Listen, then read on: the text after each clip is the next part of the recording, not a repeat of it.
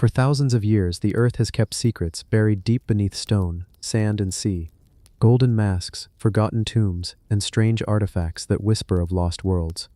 Tonight we'll journey into mysteries that history still cannot explain. From vanished cities to treasures hidden in silence, these are the secrets that refuse to die.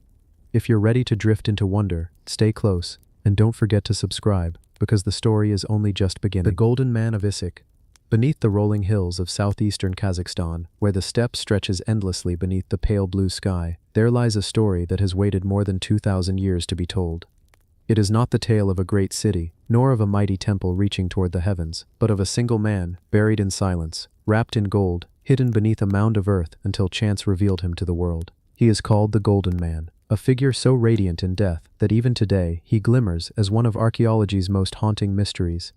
It was the summer of 1969 when a group of workers near the town of Issyk stumbled upon an ancient burial mound. Beneath layers of earth and stone, archaeologists uncovered a wooden chamber that had lain undisturbed for centuries. And there, resting quietly in the shadows, was the body of a young warrior, no older than 18 or 20, dressed in over 4,000 golden ornaments, each one a piece of a glittering puzzle from a forgotten time. His armor was unlike anything ever seen before. Tiny plaques of hammered gold shaped into intricate patterns of animals and mythical creatures, stitched together with such precision that the garments seemed to ripple like sunlight on water. A tall conical headdress, studded with golden deer and winged horses, crowned his head, making him look less like a man and more like a figure who had stepped straight out of legend. Who was this youth, dressed in the wealth of a kingdom and laid to rest as though he were a god? Some believe he was a Scythian prince, perhaps the son of a great ruler, buried in honor at a time when nomadic tribes swept across the Eurasian steppe with their horses and arrows, shaping the destiny of empires. Others think he may have been more than royalty, perhaps a warrior chosen to bridge the world of the living and the world of the spirits. For the Scythians, gold was not merely wealth, it was a sacred material, a symbol of power, eternity, and divine protection. And so this young man, whoever he was sent into the afterlife, encased in the eternal glow of gold, his body transformed into a timeless monument. The Issyk mound itself revealed more than just treasure. Alongside the Golden Man were weapons, bronze vessels, and even fragments of a silver bowl inscribed with mysterious symbols that remain undeciphered to this day. Were they words, a lost language, or perhaps a code meant only for the gods?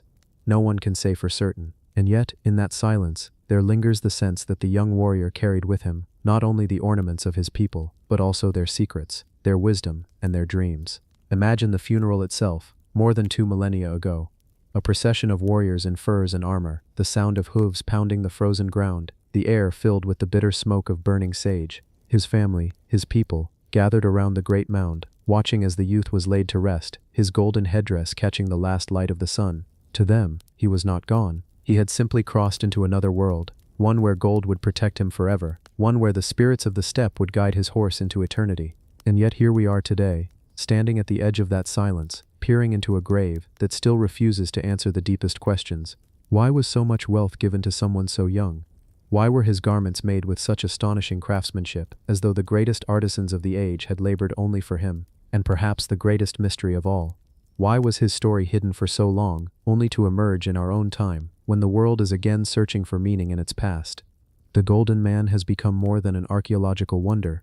He has become a symbol of Kazakhstan itself, a reminder that history is not only written in books and monuments but also in the quiet presence of a single person who carries the memory of an entire people. Statues of the Golden Man now stand in cities across the land, his tall headdress rising toward the sky, his figure watching silently over the steppe, just as he did more than 2,000 years ago.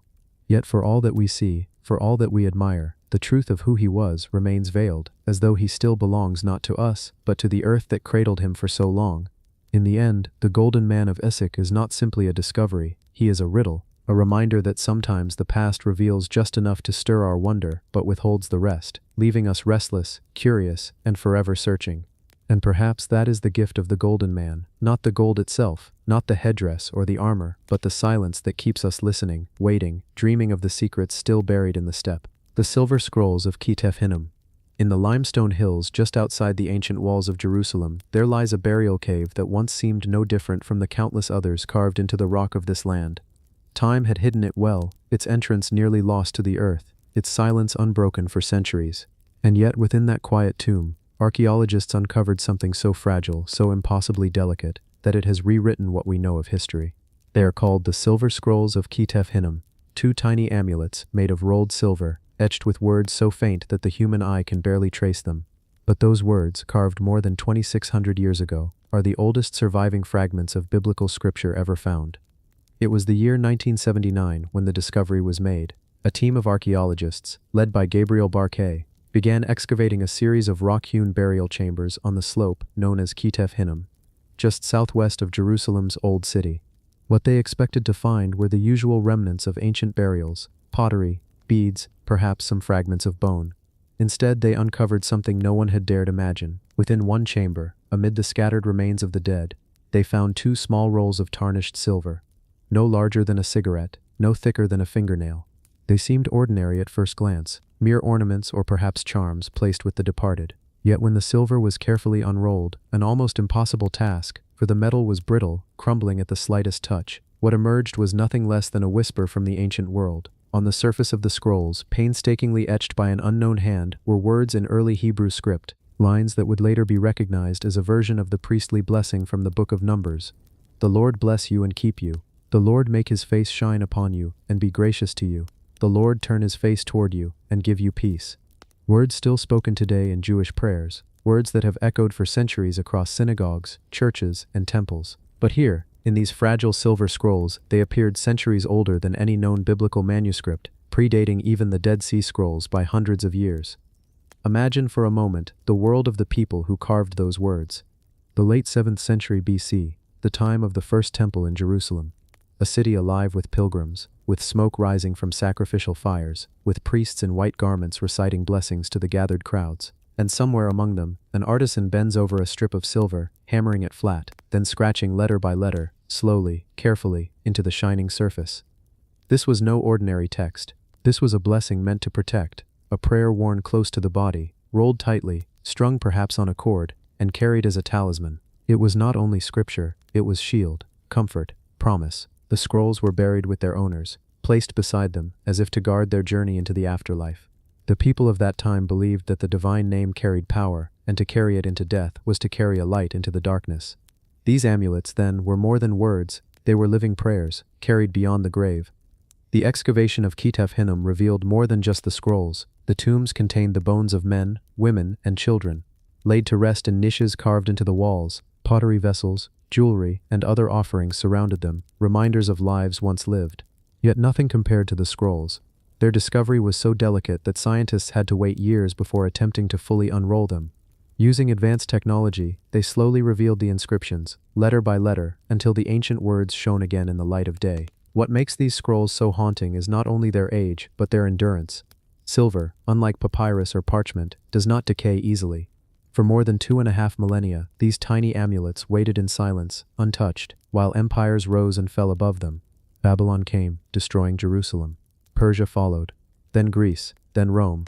The world changed, faiths shifted, languages evolved, and yet, in the darkness of the tomb, the scrolls endured, their blessing unbroken, their prayer unforgotten. There is something almost poetic about it, that the oldest surviving words of the Bible are not written on great scrolls of parchment preserved in temples, but on two tiny strips of silver, hidden in a grave, carried by ordinary people who sought protection in life and in death. It reminds us that history is not always written by kings and empires, but by the quiet faith of individuals, by the small acts of devotion that outlast centuries. Today, the silver scrolls rest in a climate-controlled display at the Israel Museum in Jerusalem. Visitors peer at them through glass, astonished by their size, their fragility, their power. And yet, no matter how closely one looks, the mystery remains. Who wore them? What fears or hopes pressed upon their heart when they placed these amulets around their neck? Were they a priest, a merchant, a mother, a child?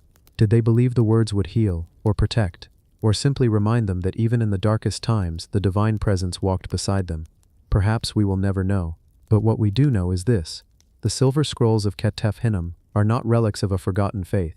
They are living voices, carried across millennia, still speaking to us today. Their words are as soft as a whisper, as enduring as the stars, as steady as the stone hills in which they were hidden.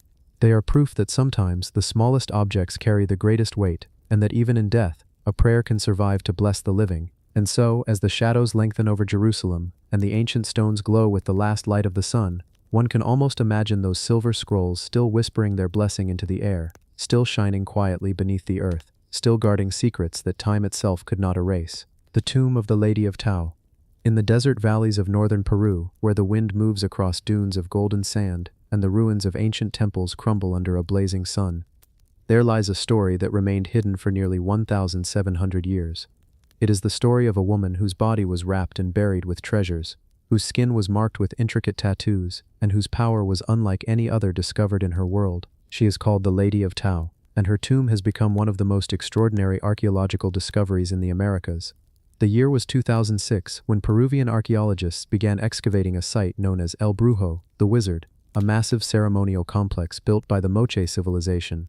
Rising near the Pacific coast, the site had long been known for its towering adobe pyramids, decorated with murals of warriors, rituals, and gods. For centuries the desert had preserved these walls, hiding secrets beneath the layers of sand. And it was here, beneath the Huaca Tao Viejo pyramid, that the Lady of Tao was found. Inside a chamber sealed by bricks of clay, the archaeologists uncovered a bundle of cotton and textiles. Slowly, carefully, they removed the wrappings. Layer after layer revealed golden ornaments, copper diadems, and elaborate jewelry. And then, at the heart of it all, the preserved body of a woman. She was young, perhaps in her 20s when she died, but her burial was unlike anything seen before, for she had been laid to rest with the symbols of power, weapons, crowns, and treasures that had always been thought reserved for Moche rulers and warriors, always men. Yet here, it was a woman. Her body told its own story. Her arms, still visible after more than a millennium, were covered in tattoos. They were not simple decorations. They were intricate designs: snakes, spiders, jaguars, and supernatural figures, inked in deep black, crawling across her skin as if alive. These symbols were sacred, representing fertility, life, death, and divine power. They suggested she was not only a ruler, but a priestess, a woman believed to command spiritual authority, to bridge the human and the divine. The tattoos of the Lady of Tao astonished the world. The Moche people had left behind countless murals and ceramics depicting rituals, but never before had archaeologists seen the living canvas of those symbols preserved on human skin. Her tattoos gave her an identity, a voice across time. They spoke of her role as a healer, a shaman, a leader who carried the weight of her people's faith. The artifacts buried with her only deepened the mystery. Spears, ceremonial clubs, and war regalia surrounded her body. A crown of copper, inlaid with turquoise, rested near her head. Her presence challenged long-held assumptions that power in Moche society was entirely male. Here was proof that women could rise to the highest positions of authority, commanding armies, leading ceremonies, and shaping the destiny of a civilization. Imagine the life she might have lived. A valley surrounded by dry mountains, where rivers carved green oases into the desert. The Moche thrived here, building temples, crafting exquisite pottery, and practicing rituals that combined blood, sacrifice, and fertility. At the center of it all stood the Lady of Tao. She may have walked across the plazas of El Brujo, the people bowing as she passed, her skin marked with sacred tattoos, her presence a living symbol of power. She might have presided over rituals, standing before painted walls that depicted warriors and gods, raising her hands to the sky as the drums echoed across the pyramid. But death came early. Perhaps she died in childbirth, as so many young women did. Perhaps illness claimed her. Whatever the cause, her people honored her in a way reserved for the greatest of leaders. They buried her with treasures, encased her in wrappings, and sealed her tomb in the pyramid's walls, as if to keep her close to the gods. For centuries, the desert preserved her. The dry air, the sealed chamber, and the protective wrappings turned her into a time capsule of the Moche world. When her tomb was opened, her body seemed almost alive, her skin still bearing the tattoos, her hair still dark, her presence still commanding. The discovery of the Lady of Tao has transformed our understanding of ancient Peru. She was not the first woman buried with honor, but she was the first to reveal the scale of female power in Moche culture. She became a symbol of balance, the idea that authority was not bound only to men, but shared by those chosen by the gods. Today her mummy rests in a specially designed museum near El Brujo, displayed in glass that protects her from time, yet allows visitors to look upon her face. Thousands travel to see her, to stand before her, and to feel the weight of her presence. Her tattoos, though faded, still draw the eye, still stir the imagination. And her story whispers of a civilization where women could rule as priestesses, warriors, and queens. But the Lady of Tao still keeps her secrets. Who exactly was she? How did she rise to such power? What did her people believe she could do in life and in death? Archaeologists can only guess. The murals of El Brujo show women in rituals, but never name them. The pottery reveals gods and myths, but not the details of her rule. And so she remains a mystery, a voice half heard, a story half told. Yet perhaps that is her true gift. That even in silence she speaks, that even across centuries, her presence commands respect. The Lady of Se reminds us that history is never simple, never one-sided, that beneath the sands of time lie stories waiting to be told, stories of women whose power was hidden but not forgotten. As the desert wind whispers across the ruins of El Brujo and the ocean tides crash on the nearby coast, her spirit seems to linger. A young woman covered in sacred tattoos, crowned with copper and gold, resting in the heart of a pyramid. A ruler, a priestess, a mystery that time could not erase. And so, the Lady of Se continues her silent reign, not over the Moche alone, but over all who stand before her tomb, all who gaze upon her face, all who hear her story. She is proof that power transcends time, that memory survives death, and that in the quiet of the desert, even a single woman can command the echo of eternity. The archaeological axe, in the rolling hills of Crete, where olive groves stretch into the horizon and the wind hums through valleys carved by time, lies a small cave near the village of Archaeological. To the casual eye, it looks ordinary, just another hollow in the rugged Cretan landscape. But inside, archaeologists stumbled upon a relic so mysterious, so charged with questions, that it continues to puzzle scholars and stir imaginations to this day. This is the story of the archaeological axe, a bronze object marked with strange signs that whisper of forgotten languages and lost rituals. The discovery came in the early 20th century, during excavations that sought to uncover the hidden layers of Crete's ancient past. The cave at Archaeological was already known as a place of ritual. Local shepherds had long spoken of unusual finds: bronze swords, daggers, votive offerings. When archaeologists entered, they uncovered more than 3,000 bronze objects, weapons, double axes, and ceremonial items, all placed carefully within the cave. Clearly, this was no mere storage site. It was a sanctuary, a sacred space where offerings to the gods had been made for centuries. But among the pile of bronze treasures, one object stood apart. It was a double axe, cast in bronze, about 30 centimeters long. Unlike the others, this axe was not plain. Across its surface, etched carefully, ran an inscription, mysterious symbols arranged in a sequence, as if telling a story, as if carrying a message. This was the archaeological axe. The double axe itself already carried deep meaning. In Minoan culture, which flourished on Crete thousands of years ago, the labris, or double axe, was more than a weapon. It was a sacred emblem, a symbol linked to female divinities, to rituals of fertility and renewal. The labris appeared in shrines, in frescoes, in the architecture of the great palace of Knossos. It was an icon that connected people to their gods, a bridge between the human and the divine. To find one inscribed with writing was extraordinary. The symbols on the archaeological axe, number 15, they are not random scratches, not decorations. They resemble the signs of a script. Some look like figures, others like abstract marks. At first glance, they seem connected to Linear A, the undeciphered writing system of the Minoans, yet they do not match exactly. Some scholars believe the inscription is a variant, a local version of Linear A. Others think it may not be writing at all, but magical symbols, a coded prayer, or even a ritual charm. The mystery deepens when one compares the archaeological axe to the famous Phaistos disc, another artifact from Crete covered in undeciphered signs. Could the two be connected? Do they represent a lost script, a language that vanished before history began to record it? If so, then the archaeological axe might be a key that has yet to unlock its door. Imagine the axe in its original setting, a dark cave, lit by flickering torches. Priests or priestesses gathered before an altar, offering bronze weapons to the earth, to the gods. The double axe gleaming in the firelight, lifted high in ritual, its symbols catching the glow. Perhaps words were spoken, chants repeated, as the axe was lowered into the sacred chamber. It was never meant for battle. It was a voice, cast in bronze, speaking to powers unseen. What do the symbols say? That is the question that lingers. Without a translation, we can only guess. Perhaps it is a dedication to the goddess, protector of Crete. Perhaps it is a name, the identity of the one who gave the offering. Or perhaps it is a spell, a binding of words into metal, meant to endure long after voices faded. The axe also forces us to reconsider the role of writing in Minoan society. For decades, archaeologists debated whether the Minoans were a peaceful people, devoted to art, religion, and trade. But the archaeological cave was full of weapons, bronze swords, spearheads, and axes. Were these purely votive, or did they suggest a society more warlike than once believed? And if writing appeared on weapons, what does that say about the blending of ritual and power? The mystery expands further when we remember that Linear A, the supposed script of the Minoans, remains undeciphered to this day. Unlike Linear B, which was later used by the Mycenaeans and cracked in the 1950s, Linear A resists translation. It seems to record a language unrelated to any known tongue, perhaps an isolate, perhaps lost forever. The archaeological axe may therefore be a fragment of a voice we can never hear fully, a sentence in a book we cannot read. And yet the power of the artifact does not lie only in its inscription. It lies in the aura it carries. To stand before it today, in the Heracleion Archaeological Museum, is to feel the weight of centuries. The bronze gleams softly under the lights. The symbols stare back, unyielding, silent. One cannot help but wonder who held it, who etched those marks, who offered it into the darkness of the cave. There is also the human side of the story.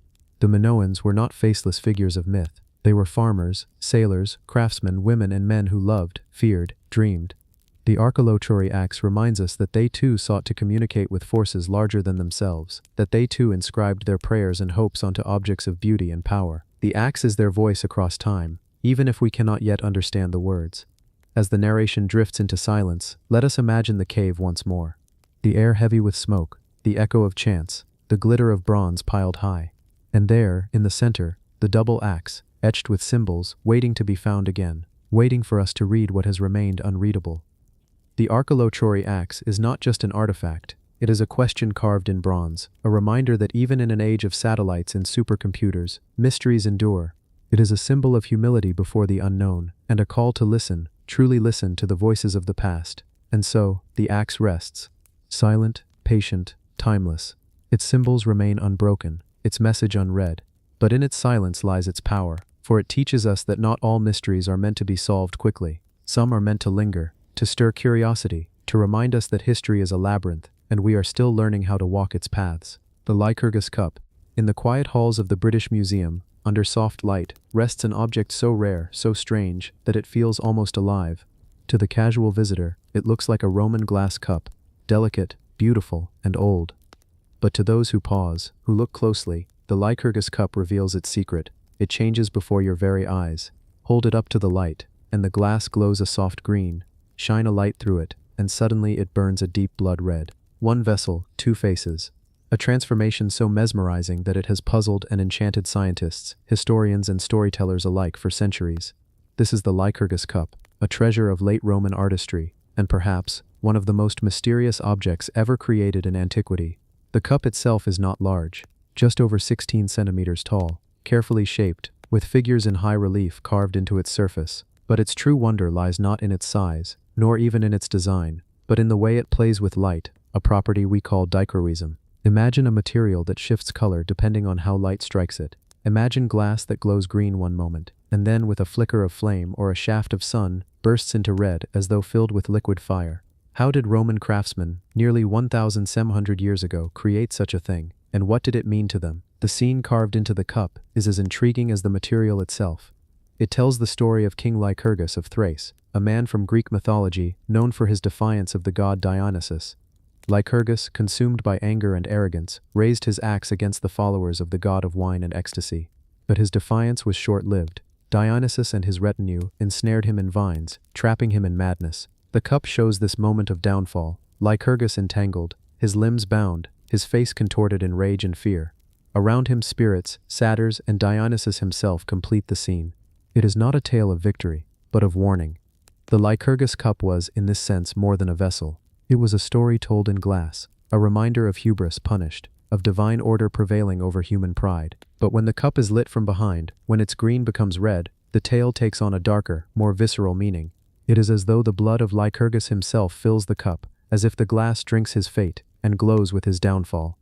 Scientists today know why this happens. The glass is not ordinary. It contains tiny particles of gold and silver, ground so fine that they measure less than 1,000th the width of a human hair. Suspended in the glass, these nanoparticles interact with light in strange ways, scattering it, absorbing it, transforming it. The result is the phenomenon we now call dichroism. But here is the real mystery. Roman craftsmen could not have known the science. They could not have measured particles so small, nor calculated how light would behave at such a scale, and yet they achieved it. How? Was it by accident? Through generations of experimentation? Or did they hold a knowledge we have lost, a craft that slipped away with time? Some say the Lycurgus cup is evidence of an ancient form of nanotechnology, a phrase that feels almost impossible, and yet the evidence glows before us. No other ancient artifact displays this effect so vividly. In fact, the Lycurgus cup is unique. Other Roman glassmakers created shimmering vessels, yes, but none with this precise interplay of color, none with this deep transformation. It is as if the knowledge existed only once, was used only here, and then was lost forever. The cup itself may have been used in banquets, perhaps held up in torchlight while wine glowed red within. Imagine a Roman aristocrat reclining on cushions, guests gathered in hushed awe as the vessel shifted shades before their eyes. To them it must have seemed like magic, like divine power contained in an object. Perhaps it was even used in sacred rituals tied to the myth it depicts, a vessel not for mere drinking, but for storytelling, for performance, for invoking fear and reverence. The Lycurgus cup also carries another kind of story. It is a reminder of fragility. The object has survived almost 2 millennia, through wars, through collapse, through the silence of forgotten centuries. Its glass, so delicate, still holds its secret, and yet it could shatter in an instant. To stand before it is to feel both the weight of history and the vulnerability of time. When we look at the cup today, under museum lights, we see more than just an artifact. We see a bridge between ancient artisans and modern scientists, between myth and material, between light and shadow. We see a question that has no easy answer. How did they do it? And why has no one done it again? Some believe that the Lycurgus cup may not have been the only one of its kind, that other dichroic vessels once existed, now broken, melted, lost. If that is true, then the cup we see today is the sole survivor of a forgotten tradition, a single spark from a fire long extinguished. Others wonder if the cup was experimental, a one-time discovery, an accident never repeated. If so, it is even more precious, for it holds not only beauty, but mystery, a glimpse of knowledge that vanished as quickly as it appeared. There is something deeply human in this, for we too often stumble upon greatness by accident. We too create wonders we cannot explain, lose them, and search for them again. The Lycurgus cup reminds us that history is not a steady climb, but a labyrinth of moments, brilliance flaring, fading, waiting to be rediscovered. Close your eyes and picture it, the banquet hall glowing with firelight, the laughter of Romans, the chanting of poets, the music of lyres. A servant lifts the cup, the guests lean forward, the glass shifts from green to red, like leaves turning in autumn, like sunrise spilling over the horizon, like blood flowing through veins. A silence falls. For a moment the world holds its breath, and then, as now, the mystery remains. The Lycurgus cup is not just Roman glass. It is a poem written in light, a riddle cast in fire and metal, a memory of a time when myth and science walked hand in hand. To look upon it is to feel wonder, the kind that slows the heart, softens the breath, and makes us remember that not everything needs to be solved. Some things exist to be seen, to be held in silence, to be marveled at. And so the cup sits, quiet in its glass case, waiting, still changing, still glowing, still whispering its story. A vessel of myth, of blood, of mystery. The Lycurgus cup, forever green, forever red, forever unknown. The dead city of Akrotiri. Beneath the blazing sun of the Aegean Sea, on the island we know today as Santorini, lies a city frozen in time. A city that once bustled with voices, markets, footsteps echoing against paved streets, and walls painted with colors as vivid as the dawn. A city where merchants traded, sailors returned from voyages, and children ran through winding alleys. But then, in a moment of fire and ash, it all ended. The people vanished, the houses collapsed, and the world above forgot. For centuries, Akrotiri lay hidden, sleeping beneath layers of volcanic earth, preserved in silence, waiting to be found again. This is the story of the lost city of Akrotiri, a story of beauty, of catastrophe, and of secrets still buried beneath the sands of time. The tale begins more than 3,500 years ago, in the Bronze Age. The island we now call Santorini was then known as Thera, a jewel of the Aegean. Its people were sailors, traders, and artists. They built their city with elegance, with stone houses that rose several stories high, with paved streets and drainage systems more advanced than many cities of Europe would have for another 2 millennia. The frescoes on their walls show ships gliding over blue seas, dolphins leaping in painted waves, girls gathering saffron flowers, priests in flowing robes offering to the gods. Akrotiri was not just a settlement, it was a masterpiece of human living. But beauty, as history reminds us, is fragile. Sometime around the middle of the 17th century BC, the ground trembled, the island shook, the sky darkened, the volcano at the heart of Thera erupted with a force so vast that its echo was felt across the ancient world. The eruption was one of the most violent ever recorded in human history. Entire portions of the island collapsed into the sea. Ash rained down, waves surged outward in great tsunamis, and the city of Akrotiri was buried beneath volcanic debris, preserved in a strange kind of death. Unlike Pompeii, no bodies were found in Akrotiri.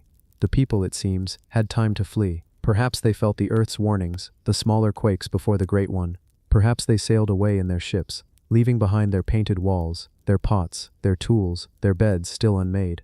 What remains is a ghost city, empty, silent, yet hauntingly alive in detail. Walking through Akrotiri today is like stepping into a dream. The buildings still stand, their staircases leading nowhere, their rooms frozen in midlife. On the walls, the frescoes glow as if freshly painted. Swallows dart across skies, lilies bloom in crimson, fishermen return with their catch. It is as if the artists finished their work only yesterday, and yet, the people are gone, their voices lost, their fate unknown. Did they survive? Did they settle elsewhere? Or were they swallowed by the sea, their ships overtaken by waves in the chaos that followed? Some scholars believe Akrotiri was more than just a city. They see in its advanced systems, its art, and its sudden disappearance, the seed of a much larger legend, the story of Atlantis. Plato, writing centuries later, spoke of a mighty civilization that vanished in a single day and night of misfortune. Could it be that Akrotiri, with its flourishing culture and its destruction by fire and sea, gave birth to this tale? Perhaps Atlantis is not a myth at all, but a memory of Thera, retold across generations until fact and story blurred. The frescoes of Akrotiri speak in whispers. Look closely and you see not only beauty, but knowledge. In one room, a great procession of ships sails across painted waves, suggesting not just local fishing but vast networks of trade, perhaps reaching as far as Egypt and the Near East. In another, women gather saffron, an herb used for medicine, hinting at a society that valued healing and ritual. The colors are striking: reds, yellows, blues, pigments drawn from minerals, plants, and the sea itself. Through them we glimpse a people who loved life, who celebrated the natural world, who lived close to both land and ocean. And yet, what haunts the ruins most is the silence. Streets that once rang with life, now echo only with the footsteps of visitors. Windows once filled with light, now stare like hollow eyes. The city, though empty, feels inhabited, not by ghosts, but by memory itself. Archaeologists have uncovered only part of Akrotiri. Much of it remains buried, sealed beneath volcanic stone. What treasures lie hidden there? What frescoes yet to be revealed? What artifacts still waiting to see the sun again? No one knows. Each excavation peels back a layer of the past, yet the city keeps its heart concealed. Perhaps beneath the ruins lies a palace, perhaps a temple, perhaps answers to questions we have not yet learned to ask. But maybe, just maybe, the silence is deliberate. Maybe Akrotiri holds its secrets as carefully as the volcano holds its fire, a reminder that not all stories are meant to be told at once. Close your eyes for a moment. Imagine the streets alive again, merchants calling out their wares, children laughing, women painting walls with lilies and dolphins, the air filled with the scent of saffron, of wine, of the salty sea. Then, imagine the earth trembling, the sky darkening, the sea rising. Imagine the moment when voices fade, and only the wind remains. That is Akrotiri, a city both alive and dead, both present and absent, both a treasure and a warning. Today, visitors to Santorini stand on the edge of its caldera, gazing out at the blue waters that fill the volcano's broken heart.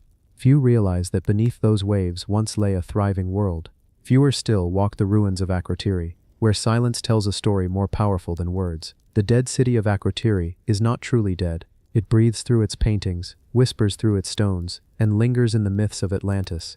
It reminds us that even the greatest achievements of humanity can be undone in a single moment by the earth itself. It reminds us that life is fragile, that beauty is fleeting, and that time, though it buries, also preserves. And so Akrotiri waits, half revealed, half hidden. A city painted in color, drowned in silence, remembered in legend. The dead city of Akrotiri, forever asleep, forever awake, forever calling us to listen.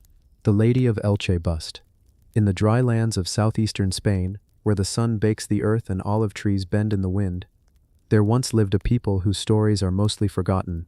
Their names are lost to time, their kingdoms erased, their voices scattered on the wind. But in one extraordinary moment, in the late 19th century, the earth gave back a fragment of their world, a face, carved in stone, with eyes that look out across centuries, a woman of elegance, of mystery, and of silence. She is known to us today as the Lady of Elche. Imagine it. The year was 1897. In a field near the town of Elche, a farm boy turned his spade into the soil. He was not searching for history. He was tending the land, as generations had before him. And yet, his spade struck something hard. Beneath the dirt lay the face of a woman, delicate and calm, her features carved with such precision that it felt as though she had only just fallen asleep. Her headdress rose like wings around her face, her ornaments heavy, her lips slightly parted. The Lady of Elche had returned to the light of day after 2,000 years in darkness. But who was she? The bust is carved in limestone, standing at about half a meter tall, but it is not the size that captures you. It is the presence. Her eyes are hollow yet deep, staring past us, past time itself. Around her face sits an elaborate headdress, with two great discs like wheels on either side, and layers of finely detailed ornaments cascading down her chest. Scholars see in her features the influence of many worlds, the stylized beauty of the Iberians, the craft of the Phoenicians, the solemnity of the Greeks. She is not just one culture, she is the meeting place of many, the Iberian Peninsula caught between the great powers of the ancient Mediterranean. And yet, the questions begin, as soon as you look into her eyes. Was she a goddess, worshipped in temples with incense and song? Was she a queen, remembered in stone so that her presence would never fade? Or was she a mortal woman, honored after death, her likeness carved to guard her journey into the afterlife? Some believe the bust was once part of a full statue. If so, where is the rest of her body? Was it broken, lost, buried elsewhere? Others notice a hollow space in the back of the bust, suggesting it may have been a funerary urn, holding ashes of the dead. If that is true, then perhaps the Lady of Elche is both face and tomb, a portrait and a vessel of life cut short. The Iberians, whose culture flourished in Spain long before the Romans arrived, remain mysterious to us. We know fragments, their art, their weapons, their pottery. We know they worshipped many gods, blending traditions of the peoples who sailed into their ports. We know they fought fiercely and traded widely, and that their lands were fertile with ideas as much as with crops. But their language is still not fully understood, their stories half silenced by time. And so the Lady of Elche stands as one of the clearest voices left to us. Yet she does not speak, she only gazes. Picture her, 2,000 years ago, shining in a temple, lit by oil lamps as priests whispered prayers in words we can no longer read. Picture her, resting in the quiet of a tomb, guarding the ashes of one who lived and died in that forgotten world. Picture her as a symbol of power, perhaps worn in memory of a great queen, or a goddess who gave life and took it away. Every theory adds to her mystery, yet none explain her silence.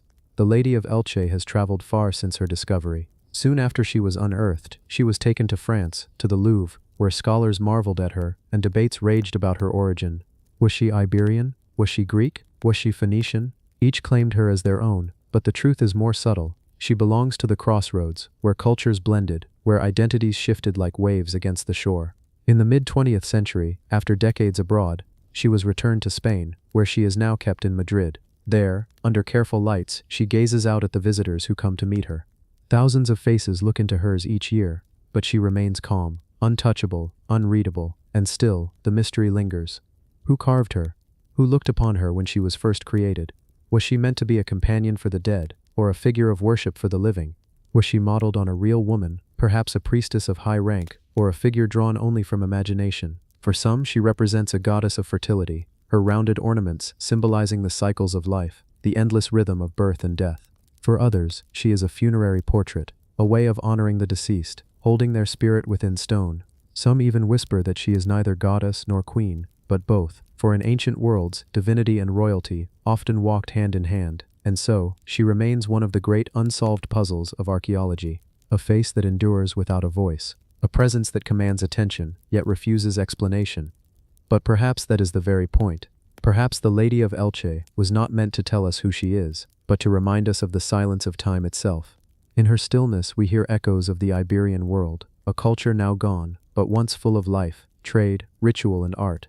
In her gaze we feel the weight of history pressing forward, across centuries, into our present. Close your eyes, and imagine meeting her in the half-light of a temple, the air heavy with incense, the murmur of prayers around you, the flicker of fire across carved stone. She stares back at you with eyes that pierce the dark. She knows something you do not. She holds a truth that has slipped away, carried by the silence of the centuries. And you, like every visitor since 1897, are left to wonder. The Lady of Elche is not just an artifact. She is a question carved in stone. She is history staring back at us. And she will continue to wait, calm and silent, until we learn how to listen. The jade burial suit of the Han Dynasty. In the heart of ancient China, during the mighty Han Dynasty, there was a belief so powerful, so deeply rooted, that it shaped the way the living prepared for death. The Han believed that jade, that smooth green stone born of mountains and rivers, was not just beautiful, it was eternal, it was pure, it was the bridge between life and immortality. And so, when their emperors and nobles passed into death, they were clothed not in silk or gold, but in garments of stone, a suit of jade. Imagine it. Thousands of tiny plaques, carved from the hardest stone known to their world, cut into perfect shapes, polished until they glowed, then sewn together, piece by piece, into the form of a human body, a shroud of armor, a cocoon of eternity, made not of cloth but of jade. The head, the torso, the arms, the legs, every part encased in plates, as if the body within were preparing for a second life beyond the grave. These are the jade burial suits of the Han dynasty, among the most haunting artifacts ever uncovered. The Han believed jade could protect the body from decay, that it could preserve the spirit and secure immortality, and so emperors commanded their artisans to begin work long before their deaths, chiseling and grinding the stone into thousands of plaques. Each plaque had to be drilled at the edges, each drilled hole made for thread, so that the suit could be sewn together. But these were no ordinary threads. Some suits were bound with gold wire, others with silver, others with silk. The choice of thread was not random. It was a reflection of rank. Gold for emperors, silver for princes, bronze or silk for nobles of lesser standing. Even in death, hierarchy remained absolute. Think of the time, the labor, the devotion. One suit could require more than 2,000 jade plaques. Every plaque had to fit just so, forming the shape of the departed. This was not simply a garment, it was an act of devotion, of reverence, of desperate hope that jade could keep death at bay. But what is most haunting is this. When archaeologists first opened the tombs and found these suits, they did not find gleaming stone warriors standing upright. They found bodies long gone, dust within the jade shell. The jade survived, the flesh did not, and so the suits remain like empty husks, green shadows of people who once lived, who once ruled, who once believed so deeply in eternity. The first jade burial suit ever discovered was in 1968, in the tomb of Prince Liu Sheng and his wife Do Wan. When the archaeologists brushed away the dust, their lamps caught the shimmer of green, and there it was, a man fully encased, every inch of him covered in jade plaques bound with gold wire. Beside him, his wife lay in her own jade suit, stitched with silver. After nearly 2,000 years, their bodies had vanished, but their suits remained almost perfect, shining as though the artisans had just finished them yesterday. The discovery shocked the world. Until that moment, such suits were thought to be only legend, mentioned in ancient texts, dismissed by some as impossible. How could anyone create a suit of stone? How could brittle jade be carved so thin, so precise, and then assembled with such artistry? But there they were, undeniable, resting in silence beneath the earth, proof of both human devotion and human ingenuity. The symbolism of jade runs deep in Chinese culture. To the ancients, jade was not just a mineral, it was virtue itself. It was purity, courage, wisdom, and compassion. It was heaven solidified in stone.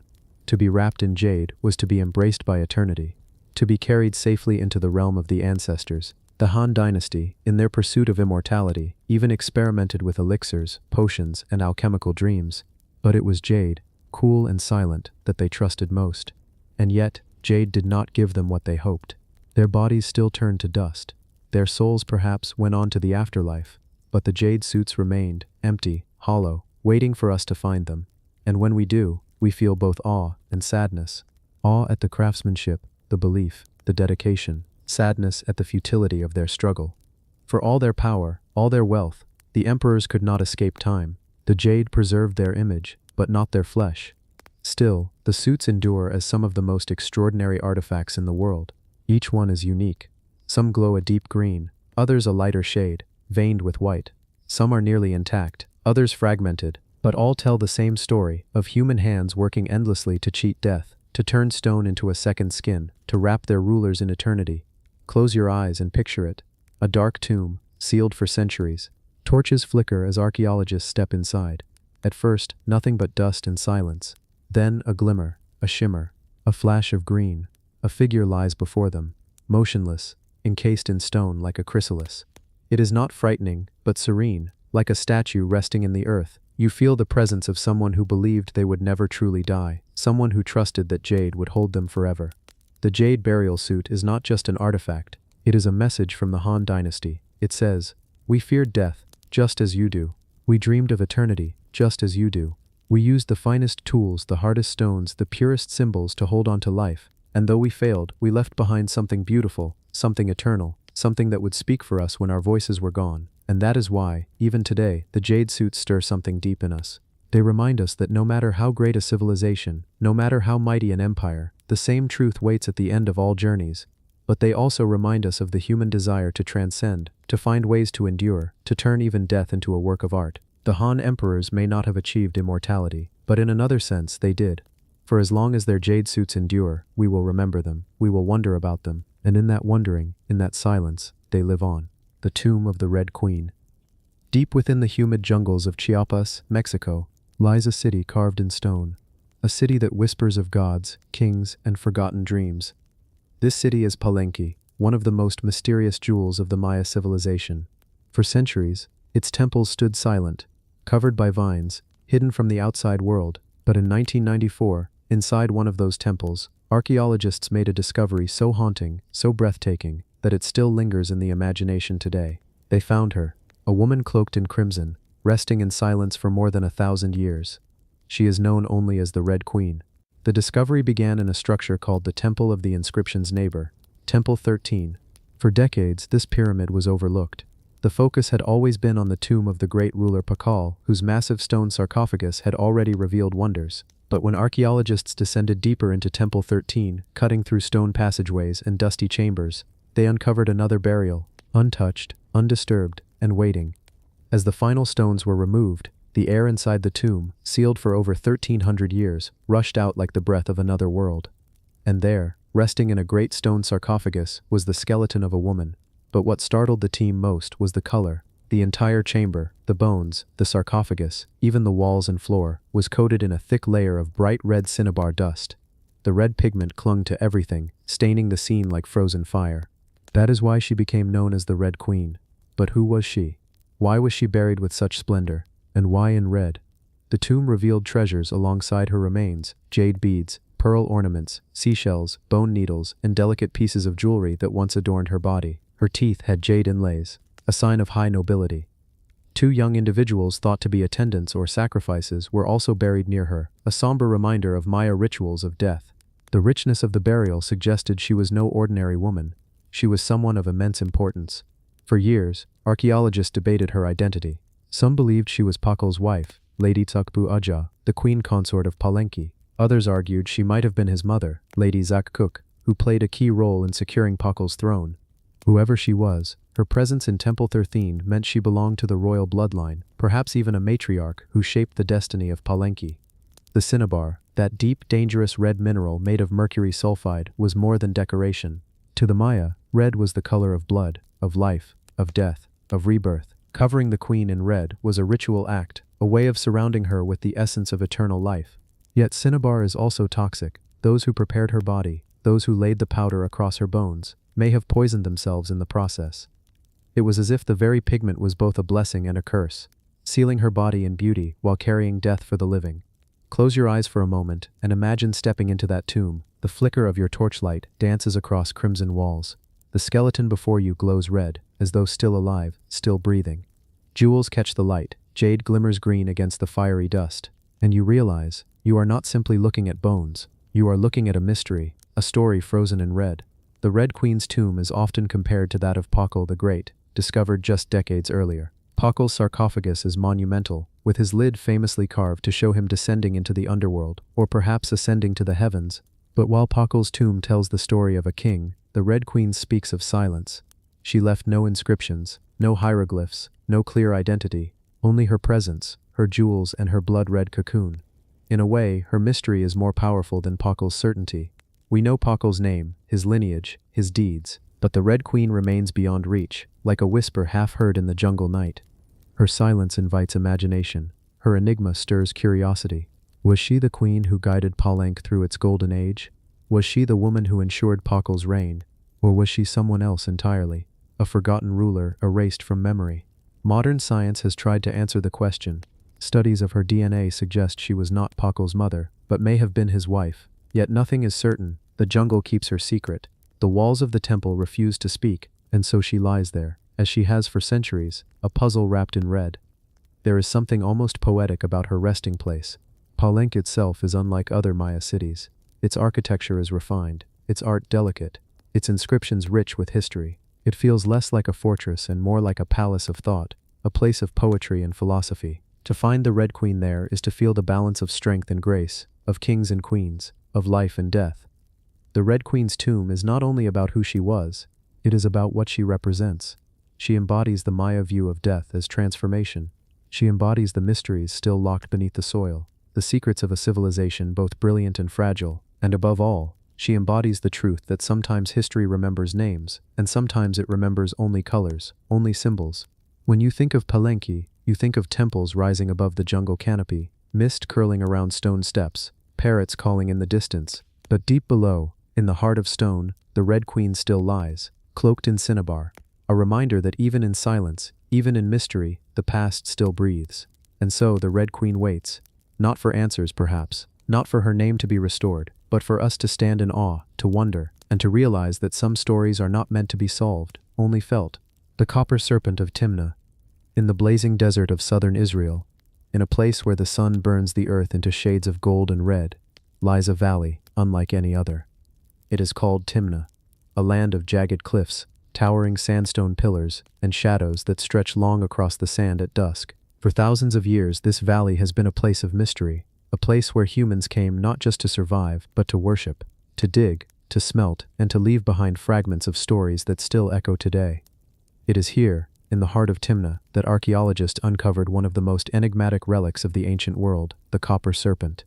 The Valley of Timna has long been known for its copper mines, some of the oldest in the world. They were already being worked over 3,000 years ago, at the time when ancient Egypt extended its hand into Canaan. The desert air still carries the scent of burnt charcoal, and the stones are blackened with the memory of countless smelting fires.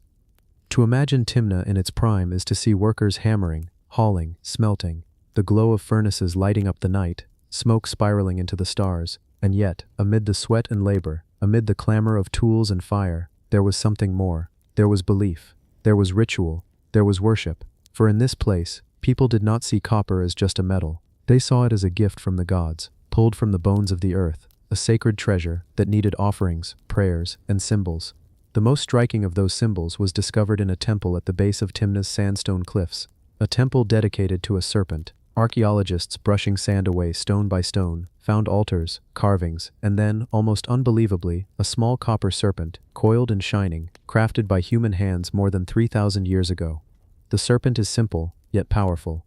Twisted into a spiral, its body gleams with the reddish hue of copper, a metal that would have glowed fiercely in the desert sun. But this was not just decoration. To those who placed it in the temple, it was a sacred object, a symbol of divinity, of healing, of death and rebirth.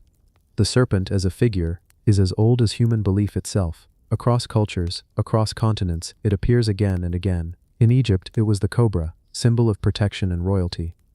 In Mesopotamia, it was linked to gods of wisdom and fertility. In the Hebrew Bible, we hear of Moses lifting a bronze serpent on a pole so that the afflicted could be healed, simply by looking upon it. And here, in Timna, in the burning silence of the desert, we find yet another echo of that ancient image, a copper serpent waiting for the faithful. Imagine the scene for a moment, the valley at dusk, the sandstone cliffs glowing red as the sun dips low, the air still heavy with the smell of smelting.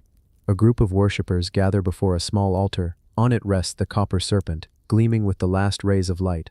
Prayers are whispered, offerings of food, of incense, perhaps of animal sacrifice, are laid before the figure. And in the shadows the serpent becomes more than copper. It becomes alive. It becomes the mediator between human and divine. But what was this serpent meant to represent? Was it a local deity of the desert tribes who worked these mines? Was it an imported symbol, brought here by Egyptian overseers, or Canaanite craftsmen? Or was it something older still, a memory of beliefs carried through centuries of migration and survival? The temple at Timna has revealed clues, but not answers. We know that Egyptians once controlled these mines. We know that Midianites, the desert tribes, later took over and left offerings of their own. And we know that serpents appear in their mythology too. Some scholars believe the copper serpent was linked to the Midianite god, perhaps even the same serpent later remembered in the biblical tale of Moses and the bronze serpent in the wilderness. Could the Timna serpent be a physical echo of that very story? The mystery deepens when we consider its material. Copper itself was sacred. It was pulled from the mountains with immense effort, smelted with knowledge that was almost alchemical. To turn stone into metal was to perform magic, and to then shape that metal into the form of a serpent, a creature feared, revered, and mysterious, was to create something that straddled the line between earth and spirit. The serpent's presence in Timna also reminds us of the desert itself, harsh, unforgiving, and yet strangely eternal. For the desert is a place of survival, of confrontation with the self, of visions. Those who lived here would have seen snakes often, slithering across the sand, striking suddenly, carrying venom and death, yet also shedding their skins, appearing reborn. It is no wonder they chose the serpent as their sacred sign. It embodied both danger and renewal, death and life. Today, the copper serpent of Timna rests not in the desert, but in a museum, carefully preserved. Yet the temple where it was found still stands in the valley, its stones silent under the burning sun. Visitors who walk there can almost feel the presence of those who came before, miners, priests, wanderers, all drawn to this place where copper, serpent, and desert met in a strange and sacred harmony. The Red Queen of Palenque, whose bones were covered in cinnabar, reminded us of life and death in crimson. The copper serpent of Timna, twisted and shining, reminds us of survival in bronze. Two colors, two symbols, two echoes of humanity's endless attempt to make sense of the world. Close your eyes for a moment. Picture that small serpent glowing in the firelight, held in the hand of a priest in the desert night. Picture the stars wheeling above the sandstone cliffs as chants rise into the air. Picture the miners, exhausted and broken, offering a prayer to the serpent before returning to their work. And realize, for them it was never just a piece of copper. It was protection. It was healing. It was hope. The copper serpent of Timna is more than an artifact. It is a symbol of how deeply belief runs through human history. We may not know exactly what it meant to those who made it, but we feel it still. We feel the weight of mystery. We feel the rhythm of ancient lives. And we feel the quiet truth that even in the harshest places, humans always carried their gods with them, even if those gods took the form of a serpent made of copper. The forgotten temples of Gunung Kawi. Deep in the lush valleys of Bali, where the sound of flowing water mixes with the songs of birds, and the air carries the heavy perfume of tropical flowers, there lies a place of stone and silence. A place where human hands carved the very face of a mountain into a sacred memory. This place is Gunung Kawi, the forgotten temples, cut into the cliffs, standing as eternal guardians of Bali's ancient past. The journey to Gunung Kawi begins with a descent. Stone steps lead down through rice terraces, each field glowing green under the sun, the stalks swaying gently in the breeze. The path narrows, winding through the forest, until the sound of water becomes stronger. At the bottom a river flows, the Pakirisan, sacred to the Balinese, believed to hold spiritual power, and there, carved into the cliffs on either side, rise the monuments of Gunung Kawi. 10 giant shrines stand in silence, each one cut directly into the stone walls of the valley. They are called Kandi, memorials to kings and queens of a dynasty long gone. Each shrine towers more than 7 meters high, its surface etched with careful detail, as if the cliff itself had been turned into a temple by invisible hands. Time has worn their edges, moss clings to the stone, and vines snake across the carvings, yet they remain, solemn, eternal, as if waiting for someone to remember their story. Who built Gunung Kawi? The stones whisper of Bali's ancient kings, of the Warmadua dynasty in the 11th century. Tradition says the shrines were dedicated to King Anak Wungsu and his royal family. One side of the river, it is said, holds monuments for the king's consorts, the other for the king himself and his sons. But whether these tales are truth or legend, the stone does not tell us. It only holds the silence of centuries. Close your eyes and imagine the sound of chisels striking rock. Imagine hundreds of workers slowly carving these vast monuments into the cliff, stroke by stroke, as priests chanted prayers nearby, as incense curled into the air, as the jungle pressed close on all sides. The work would have taken years, perhaps decades, and when it was finished, the cliffs themselves had become a temple, a place where stone, water, and sky met in harmony. The river below was not chosen by chance. In Bali, water is sacred. It is the source of life, the spirit that flows through all things. The Pakirsan River was believed to be holy, and building a temple beside it was a way of tying the royal family to the eternal flow of nature. In this way, the monuments of Gunung Kawi were not just memorials of stone. They were prayers carved into the earth, binding human life to the sacred rhythm of the land. Standing before the shrines, one cannot help but feel small. The cliffs rise high, the carvings loom above, and the air is thick with stillness. The jungle seems to hold its breath. It is as if the valley itself remembers the footsteps of those who once came here. Kings, priests, worshippers, mourners. Their voices are gone, but their presence lingers, carved into every groove of the stone. What makes Gunung Kawi haunting is not only its beauty, but its mystery. Unlike the towering temples of Angkor or the pyramids of Egypt, this site feels hidden, intimate, tucked away in the folds of the earth. It is not a city of stone, but a whisper of one, a place less concerned with power and more with remembrance. Some legends tell of giants carving the cliffs in a single night. Others say the shrines were made by the mighty warrior Kiboda Ud, who shaped the stone with his bare hands. Myth and history blur here, as they so often do in places where the past has been half forgotten. But whether by giant or king, warrior or mason, the result is the same, a place of awe.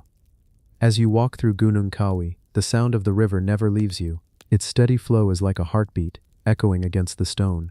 The air smells of damp earth and moss. Small offerings of flowers and rice, left by modern Balinese devotees, rest at the base of the shrines, a reminder that even now, 1,000 years later, the site is not abandoned. it is still alive. The carvings themselves, though weathered, still hold their form. Tall, tiered structures, imitating the wooden architecture of temples, yet carved out of solid rock. They mimic the form of buildings that no longer survive, preserving in stone what might have once stood in wood. It is like a shadow of a city, a memory pressed into the earth. Why did the kings of Bali choose this place? Perhaps because of the river's sacred power. Perhaps because the valley, enclosed by cliffs and jungle, felt like a womb of the earth, a place where the living could commune with the spirits of the dead. Or perhaps because, in carving their memorials into the rock, they believed they were ensuring eternity. Wood burns, stone erodes slowly, but a cliff can last forever, yet even stone is not immune to time. Rain has worn grooves into the shrines, moss and lichen slowly cover their surfaces. The jungle presses ever closer, reclaiming what was once carved away. And yet, this too adds to the magic of Gunung Kawi. For here, the boundary between nature and temple is thin. The carvings are part of the cliff is part of the jungle, and the jungle is alive. It is as if the entire valley is one great temple, built not just by human hands, but by earth itself. Standing there, you begin to wonder, what did the people of Bali see in these shrines? Were they monuments to ancestors, places to honor the dead? Were they meant as eternal homes for the spirits of kings, carved into the stone so that their power would never fade? Or were they meant as messages to the gods, declarations in rock that the royal line was bound to the earth, the river, and the heavens? We may never know the full truth, but we feel it. We feel it in the quiet rhythm of the water, in the towering presence of the stone, in the way the valley wraps around you like an embrace. Gunung Kawi is not just a site of history, it is a place of memory, of reverence, of mystery. Today, travelers come from around the world to walk those same steps down the valley, to stand before the shrines, to leave flowers at their feet. They take photographs, whisper prayers, listen to the river, and though the kings are gone, the shrines still fulfill their purpose. They remind us of the fleeting nature of life, and the enduring nature of stone. So close your eyes, hear the river flowing, feel the damp air of the jungle, imagine the flicker of oil lamps against the cliff at night, the sound of priests chanting, the sight of kings and queens being honored in silence. Imagine the valley not as it is now, but as it was, alive with devotion, alive with memory. The forgotten temples of Gunung Kawi may never reveal all their secrets, but they do not need to, for in their silence, they give us something deeper. They give us wonder. They give us stillness. They give us the reminder that long before us, others stood here too, asking the same questions, seeking the same peace, carving their prayers into stone. And in the rhythm of the river, we realize their voices are still here, soft, eternal, flowing with the water, the golden rhinos of Mapungubwe. In the far northern reaches of South Africa, where the Limpopo River winds through dry plains and baobab trees stretch their limbs against the sky, there is a hill that once held a kingdom forgotten for centuries, buried beneath earth and silence.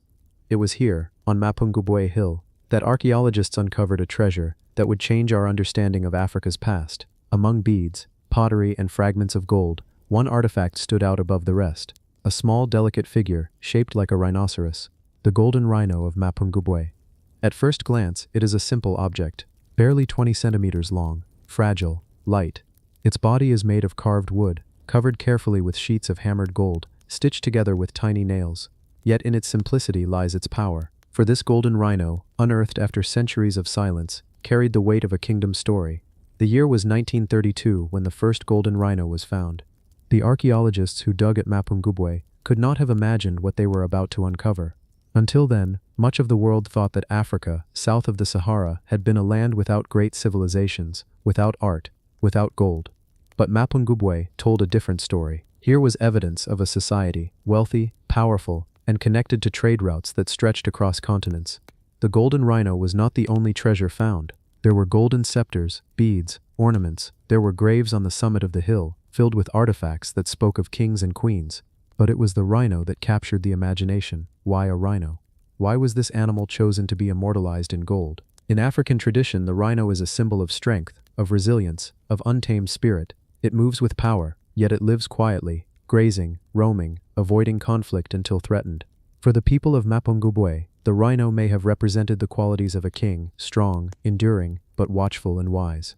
Covering it in gold made it more than a symbol. It became a sacred emblem, a guardian of the throne.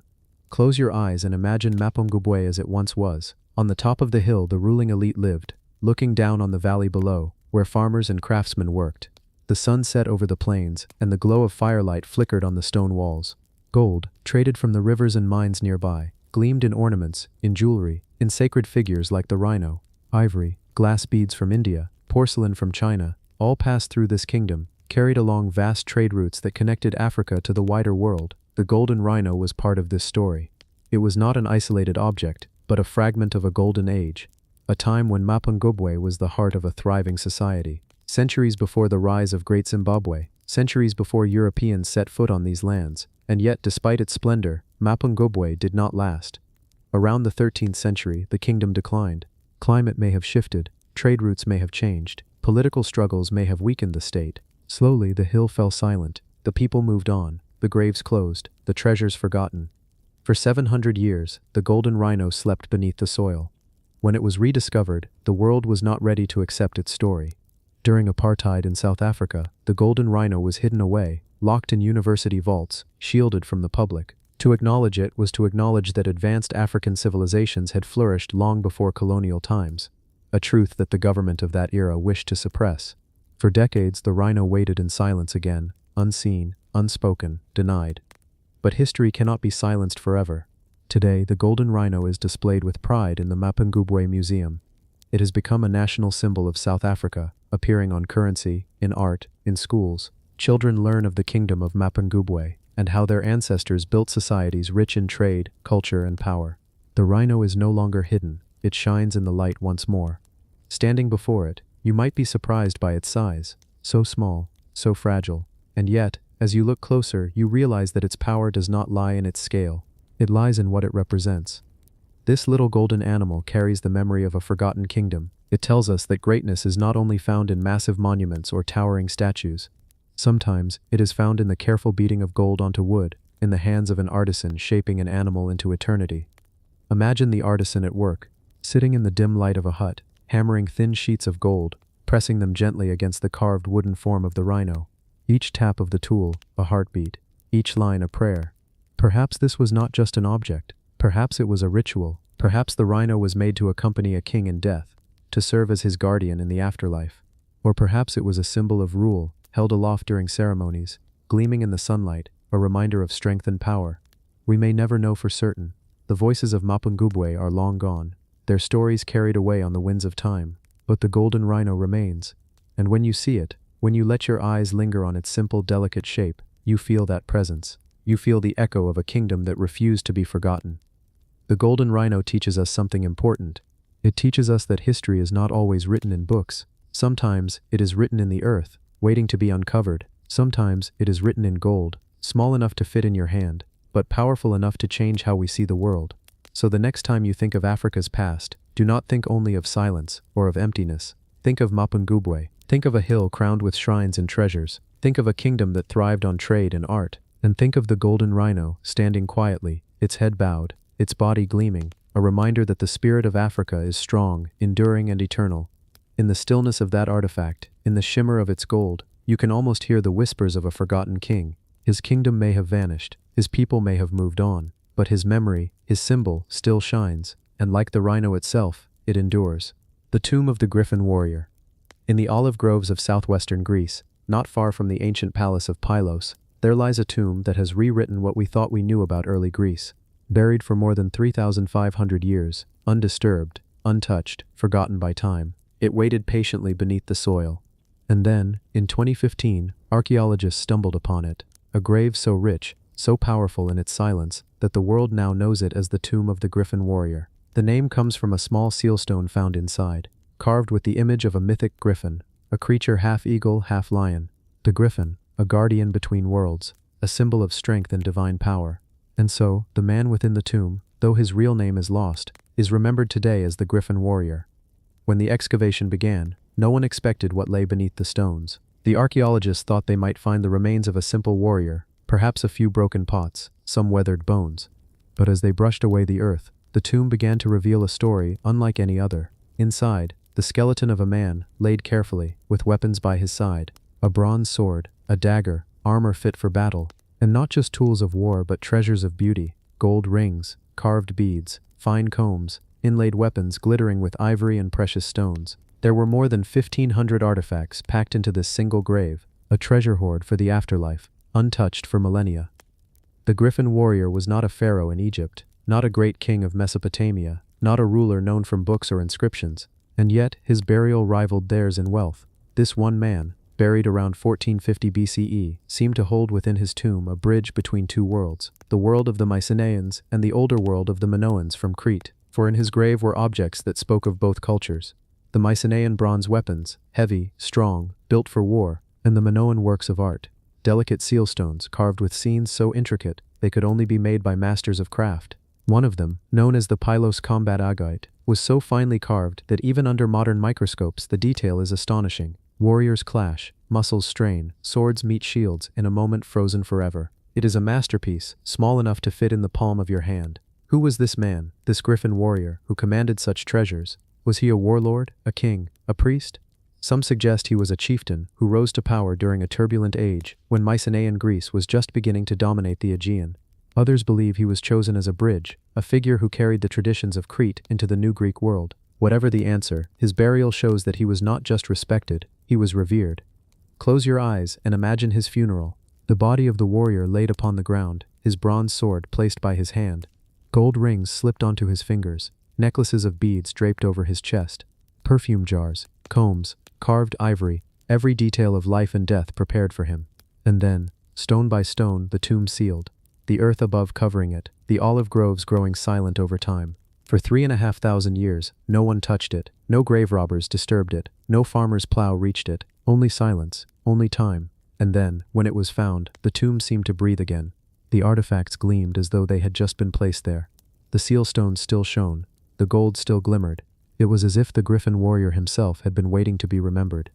But the story does not end with the treasures, for his bones too speak. Studies of his skeleton show that he was in his 30s when he died, strong, tall for his time, a man accustomed to the weight of weapons. His teeth showed signs of wealth, his bones signs of good health, unlike many of his contemporaries. This was no ordinary man. This was someone who lived at the center of power. And yet, the tomb raises more questions than it answers. Why was he buried here, near the palace of Nestor in Pylos, a site that would later become legendary in Homer's tales? Why was his grave left untouched, when so many others were looted long ago? Was he protected by myth, by fear, by reverence, or simply forgotten by chance? The Griffin warrior's tomb is a reminder that history is never fixed.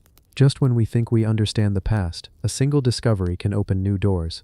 Before 2015, scholars thought that Mycenaeans simply borrowed from the Minoans, imitating their art, their traditions. But the Griffin warrior's tomb shows something deeper, a merging of worlds, a blending of cultures, a man who stood at the heart of transformation. And so the griffin, the creature carved on the seal stone, seems almost prophetic. Half lion, half eagle, a being of two natures. The Griffin warrior was just that, a man of two worlds, standing between Minoan and Mycenaean, carrying the strength of both into the future. Today, the treasures of his tomb are studied carefully in museums and universities. The Pylos combat agate has been called one of the greatest works of prehistoric art ever discovered. The gold rings shine under glass, their delicate engravings showing scenes of gods and rituals long forgotten. And the man himself, his bones carefully preserved, still lies at the center of mystery. In the stillness of the museum, when you look at the artifacts, you may feel what those first archaeologists felt, the weight of time collapsing, the presence of a man who lived and died 3,500 years ago. His tomb was not just a grave, it was a message, waiting for us to listen. The Griffin warrior will never speak again, but through his treasures, through his gold and his stones, through the myth of the griffin that guards him, he whispers to us still, a warrior, a leader, a bridge between worlds, a man whose story was buried in silence, but whose memory has risen again. And as the olive trees sway gently in the winds of Pylos, their roots tangled in ancient soil, the earth remembers. The Griffin warrior endures. The oracle bones of the Shang dynasty. In the heart of ancient China, more than 3,000 years ago, there lived a people who believed that the world was never silent, that the voices of the past, of the ancestors, of the spirits of heaven and earth were always speaking. To hear them, to understand their whispers, one had to know where to look. And so, in the age of the Shang dynasty, kings and priests turned to something simple, something fragile, yet eternal. They turned to bones. These were not ordinary bones. They were the oracle bones, the oldest written records of China, the first whispers of a civilization that would one day grow into one of the greatest in the world. Imagine it. The year is somewhere between 1200 and 1045 BCE. The Shang kings rule from their great capital at Anyang. Bronze vessels gleam in their temples, warriors march in their armies, and shamans call upon the spirits of the heavens. And in the royal court, before the king himself, a diviner kneels. In his hands he holds a fragment of bone, perhaps the shoulder blade of an ox, perhaps the shell of a turtle. Upon its surface are thin cracks, running like veins. But these cracks are not random. They are messages, waiting to be read. The diviner places the bone into the fire. Heat spreads across it, and suddenly a loud crack echoes in the silence. The bone splits, branching lines stretch outward, and the diviner bends low to study them. To him, these are not accidents of heat. They are the very language of the spirits. They are answers to questions asked by kings. And what questions they were. The oracle bones tell us of worries, of battles, of births, of deaths. Will the harvest be good? Shall we go to war against our enemies? Will the queen give birth to a son? Will the rains come? Each crack was a response from the ancestors, a bridge between the world of men and the unseen powers that shape their destiny. But what makes these bones so haunting, so powerful, is not only the cracks but the writing carved beside them. The earliest form of Chinese characters, sharp, deliberate strokes etched into bone, each mark an ancestor of the language still alive today. These symbols record the king's question, the diviner's reading, and sometimes even the outcome. They are history, carved into bone, preserved by fire. When the bones were buried, no one could have imagined that one day, thousands of years later, they would be unearthed by farmers plowing their fields. For centuries, the oracle bones lay forgotten beneath the soil, until the late 19th century. At that time, people called them dragon bones. They were ground into powders, sold in markets, believed to cure illness. Healers crushed the bones of kings, not knowing they held the first chapters of China's story. It was only when scholars noticed the strange markings on these fragments that their true importance began to emerge. These were not random scratches. These were words, a hidden library, waiting in the dust of tombs and fields. Today, more than 100,000 oracle bones have been found, and together they reveal a portrait of a people whose lives were bound to the rhythms of heaven and earth. They show us that the Shang kings were not only warriors but priests, mediators between the human and the divine. They ruled not just with armies but with rituals, seeking guidance before every major decision. Close your eyes and picture the court of the Shang. The king, robed in animal skins and jewels of jade, seated high upon a throne. Before him, the diviner, holding the bone carefully, as though it were alive. A question is whispered. The fire burns. The crack resounds. The diviner leans forward, reading the fissures like veins of destiny, and then he carves the answer, forever fixing it into history. The questions carved on these bones may seem simple, but they are also profoundly human. A father asks about the health of his child. A ruler asks whether his army will be victorious. A farmer asks whether the rains will bless the soil. Beneath the weight of ritual and ceremony, we see the same hopes and fears that fill human hearts today. And yet, there is something eerie about the silence of these bones. For we can read their words, but we cannot hear the voices that once spoke them. The cracks, the strokes of the knife, the fire's breath, all of it is gone. What remains are fragments, thousands of small windows into a world both familiar and strange. Some of the oracle bones still carry the smell of fire, some are stained dark with age. On them the characters are sharp, as if carved yesterday. You can trace the lines with your finger, and feel the hand of a scribe who lived 3,000 years ago. It is like touching time itself, but beyond their beauty and mystery, the oracle bones carry weight. They show us the earliest form of bureaucracy, of government guided not only by power, but by ritual. They reveal that the Shang believed deeply in the power of ancestors, that the dead continued to influence the living. To rule a kingdom was to consult those who had come before. Even now, scholars study the characters on the bones. Some have transformed directly into the words of modern Chinese. Others remain undeciphered, shadows of meanings lost. Each bone is a puzzle, a piece of a language still alive, but forever changing. And perhaps most mysterious of all is the thought of how many bones still lie beneath the earth, buried in tombs yet undiscovered. Entire histories, whole conversations with the gods, waiting in silence. The oracle bones are not merely relics. They are voices, voices of kings and priests, of mothers and fathers, of a people who believed that every crack in a bone could carry the weight of the world. And as you listen to them, even now across the gulf of time, they remind us that the questions of the past are not so different from our own. Will the harvest be good? Will the rains come? Will the future be kind to us? Questions carved in bone, questions whispered into fire, questions that echo still, unanswered, yet eternal. The oracle bones of the Shang dynasty are more than archaeology. They are the heartbeat of the world's oldest living civilization, captured in fragments of bone and shell. They remind us that to seek meaning in the universe is as old as humanity itself. And as long as we keep asking, perhaps the spirits still listen. The royal tombs of Urs, in the land between two rivers, the Tigris and the Euphrates, there once rose a city so ancient, so powerful, that its very name became a whisper of the dawn of civilization. This was a jewel of Mesopotamia, a place where kings ruled, priests prayed, and treasures glittered beneath the desert sun. But beneath the soil of hidden for thousands of years, there lay something even greater, something that would astonish the modern world when it was uncovered in the 1920s. These were the royal tombs of vast burial chambers filled with unimaginable riches, golden headdresses, silver lyres, lapis lazuli beads, jeweled daggers, and ornaments that seemed to hold the light of the ancient world. Close your eyes for a moment and picture it. The year is around 2600 BCE. The city of is alive with the sounds of markets and temples, the chants of priests rising toward the ziggurat, that massive stepped pyramid that towered over the city. But just outside this bustling life, in the sacred burial grounds, something solemn is taking place. A king has died, a queen has passed, and with them, not only their treasures, but their followers, their attendants, their soldiers, even their musicians, are being led into death. For the royal tombs of were not simple graves, they were entire worlds beneath the earth. Great pits carved into the soil, where rulers were laid to rest with everything they might need in the afterlife. Their treasures, their chariots, their animals, and most haunting of all, their people. Dozens of attendants, dressed in fine clothes, wearing jewelry of gold and lapis, lying silently beside their rulers. Archaeologists who first looked upon this scene described it as breathtaking and yet terrifying. For these were not ordinary burials, they were sacrifices. Human lives ended so that kings and queens might not enter the next world alone. The greatest of these discoveries was the tomb of Queen Puabi. Her name, still legible on a cylinder seal found in her grave, tells us that she was no mere consort, but a ruler in her own right. And her tomb, it was filled with treasures that spoke of a world both rich and mysterious. A golden headdress with delicate leaves and flowers, crafted so finely that even today it seems alive. Beads of carnelian and lapis lazuli, their colors still vibrant after 4,500 years.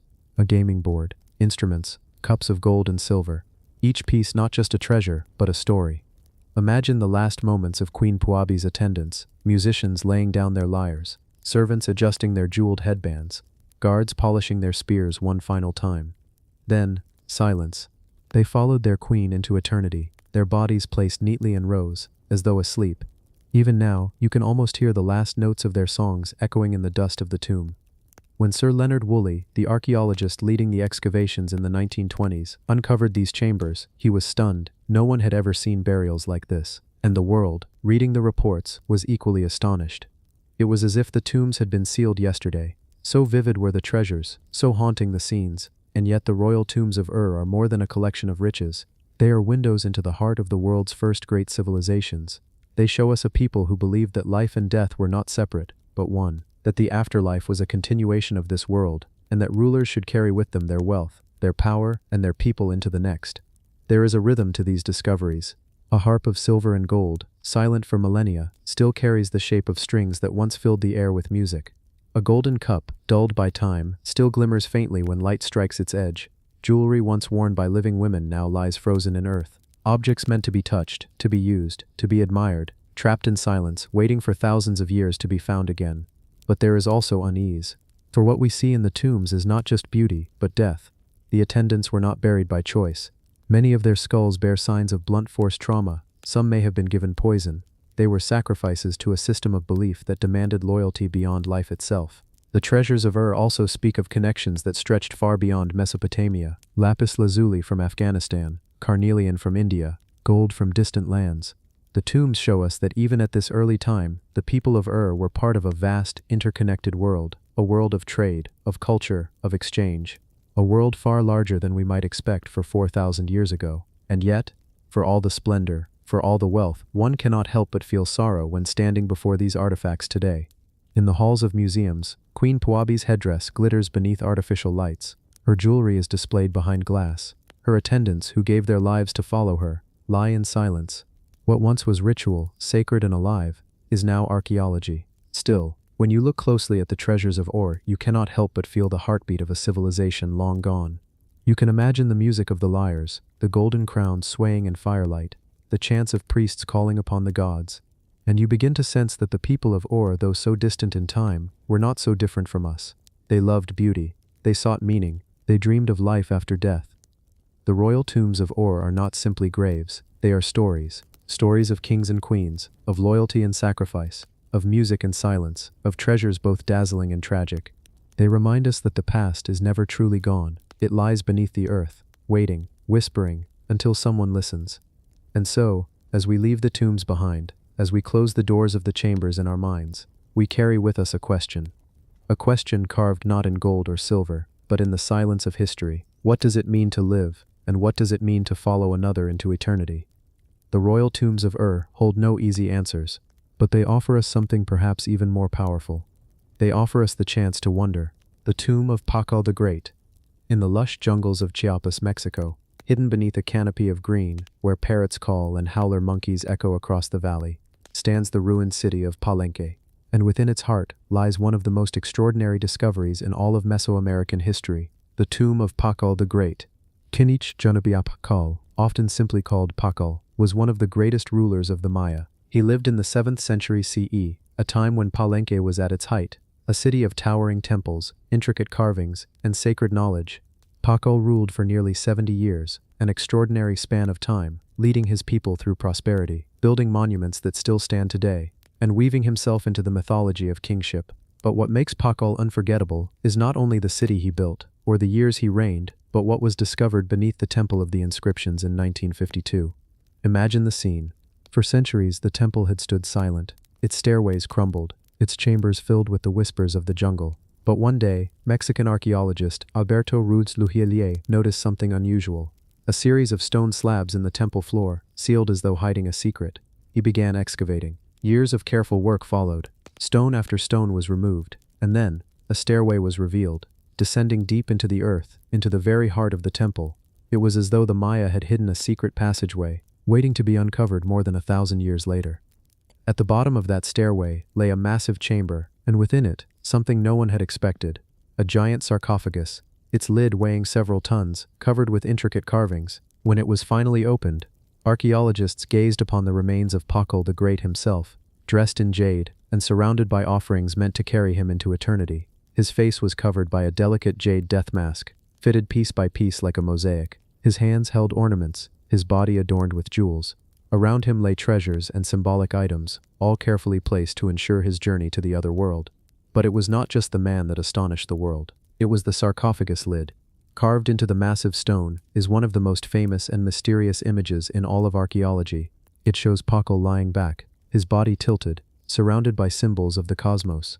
A great tree rises above him, the world tree of Maya mythology, connecting the heavens, the earth, and the underworld.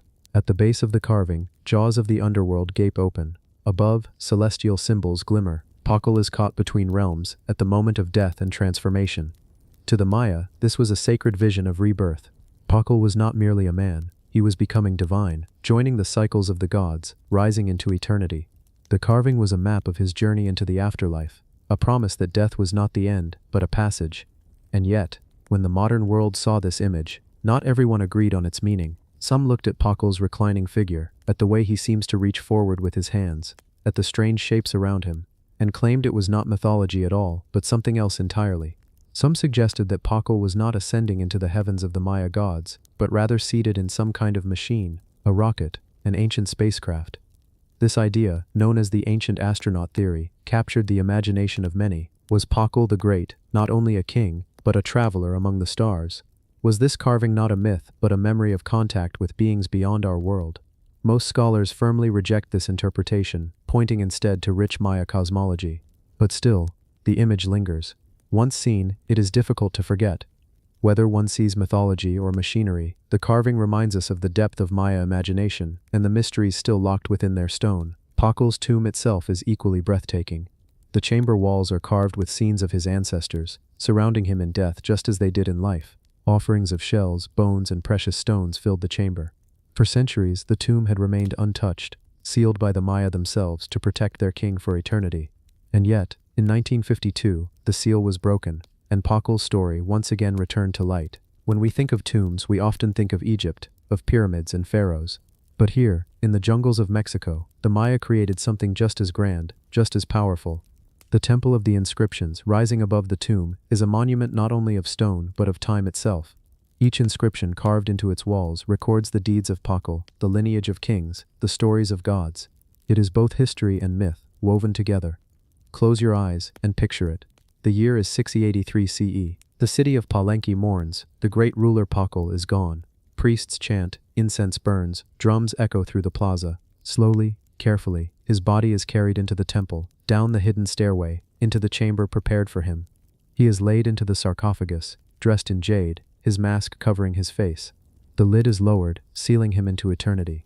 Above, the temple rises, a beacon for all time, and there he remained, for more than 1,000 years, silent in darkness, as the jungle grew above, as empires rose and fell, as the world forgot.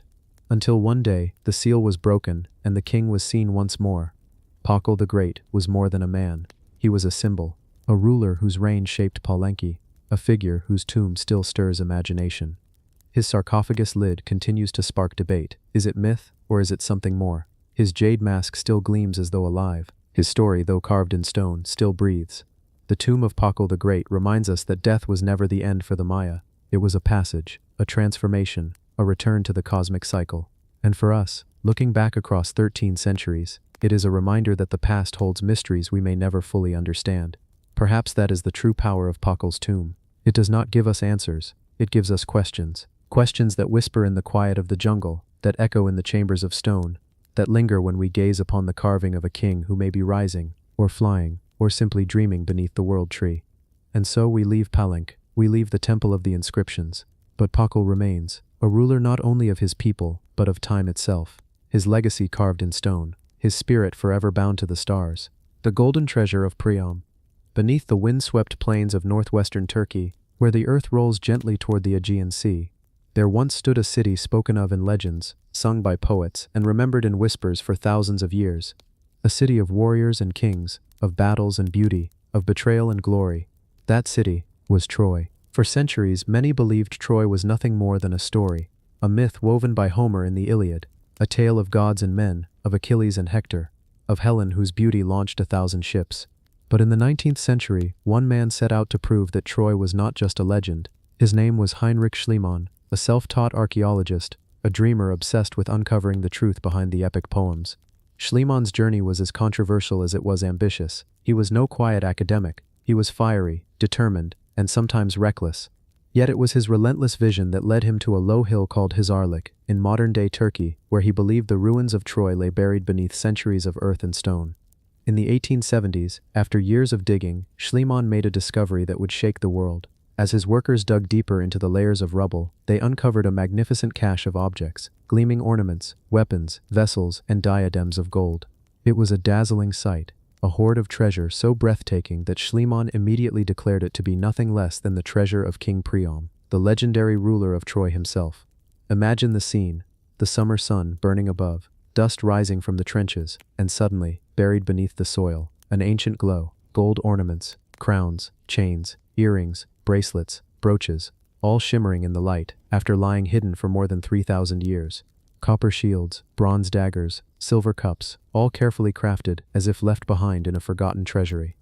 Among the most famous of these objects was the golden diadem, a crown woven from delicate threads of gold, said to have been worn by the women of ancient Troy. Schliemann, ever dramatic, placed it upon the head of his wife Sophia and photographed her wearing it, calling her the new Helen of Troy. That image spread across the world, igniting imaginations, fueling headlines, and forever entwining myth with archaeology. But was it truly Priam's treasure? That question has haunted scholars ever since. Schliemann's methods were bold, but also destructive. In his eagerness to dig, he cut through layers of settlement, sometimes destroying evidence that could have told a clearer story. What he found, the golden hoard, did not actually belong to the time of Priam, or the Trojan War as described by Homer. Instead, most scholars now agree the treasure was much older, dating to the early Bronze Age, at least 1,000 years before the supposed fall of Troy. So perhaps it was not Priam's treasure at all, perhaps it was a treasure of another king, another people, whose names are lost to history. Yet Schlieman's bold proclamation captured the world's imagination, and even today, many still call it Priam's treasure, a name too powerful to let go. The treasure itself has lived a life as dramatic as the legends. After its discovery, Schliemann smuggled much of it out of Turkey, hiding it from authorities. It passed through Germany, displayed in Berlin's museums as proof of Troy's reality. But then, during World War II, it vanished. As bombs rained on Berlin and armies closed in, the treasure disappeared. For decades, it was thought lost forever, another victim of war. But in 1993, long after the Cold War ended, a revelation came. Hidden in the vaults of the Pushkin Museum in Moscow, the treasure resurfaced. Soviet soldiers had taken it as war booty at the end of World War II, a secret kept for nearly half a century. Today it remains in Moscow, its ownership still fiercely debated between Turkey, Germany, and Russia, a treasure caught not only in myth but in modern politics. And so the story of Priam's treasure continues, a tale that began in Homer's epic, that passed through Schliemann's fiery hands, that vanished in the smoke of war, and that reappeared in secret vaults decades later. But perhaps the most haunting part of the story is not the gold itself, but what it represents. For Schliemann, it was proof that the myths were real, that Homer's Troy was not just a story, but a city of stone and blood. For us, it is a reminder that history and legend are always intertwined, that gold has a way of shining across time, even when buried in the earth. Close your eyes and picture it. A small hill in Turkey, a man driven by dreams, scraping away the soil, and then, suddenly, a gleam. The gleam of gold that had not seen the sun for 3,000 years. The gleam of a treasure that may not belong to Priam, but that still whispers of Troy. The diadems, the cups, the weapons, they tell us of a people long gone, of craftsmanship unmatched, of wealth and power that once flowed through the ancient Aegean world. Whether Priam's or not, the treasure is a bridge between myth and archaeology, between story and fact, between the world of Homer and the soil beneath our feet. And so, the treasure of Priam remains more than just objects of gold. It is a symbol of humanity's endless quest to uncover its past, a symbol of our fascination with myth, with glory, with the shining fragments of lost worlds. Perhaps in the end, it does not matter if the gold truly belonged to Priam. What matters is that it was found, that it was saved from the silence of the earth, that it continues to speak, in whispers, in legends, in the quiet halls of museums where it waits. The golden treasure of Priam is not just a discovery, it is a story of obsession, of myth, of loss and rediscovery, a story that reminds us that somewhere beneath our feet, in hills and valleys, in forgotten ruins and silent mounds, treasures still wait, treasures that shine not only with gold, but with the light of memory. The golden hat of Schifferstadt. In a quiet German town called Schifferstadt, where the fields ripple gently with the wind, and the soil has witnessed centuries of footsteps, a discovery was made that still glimmers like sunlight caught in ancient memory. Beneath the earth, in 1835, 3 farmers unearthed something extraordinary. Not a sword, not a crown, not a treasure chest, but a tall, conical hat of pure gold. It was delicate, yet dazzling. Thin sheets of hammered gold, patterned with mysterious rings, dots and bands. Standing more than 30 centimeters tall, this golden hat was unlike anything ever seen before.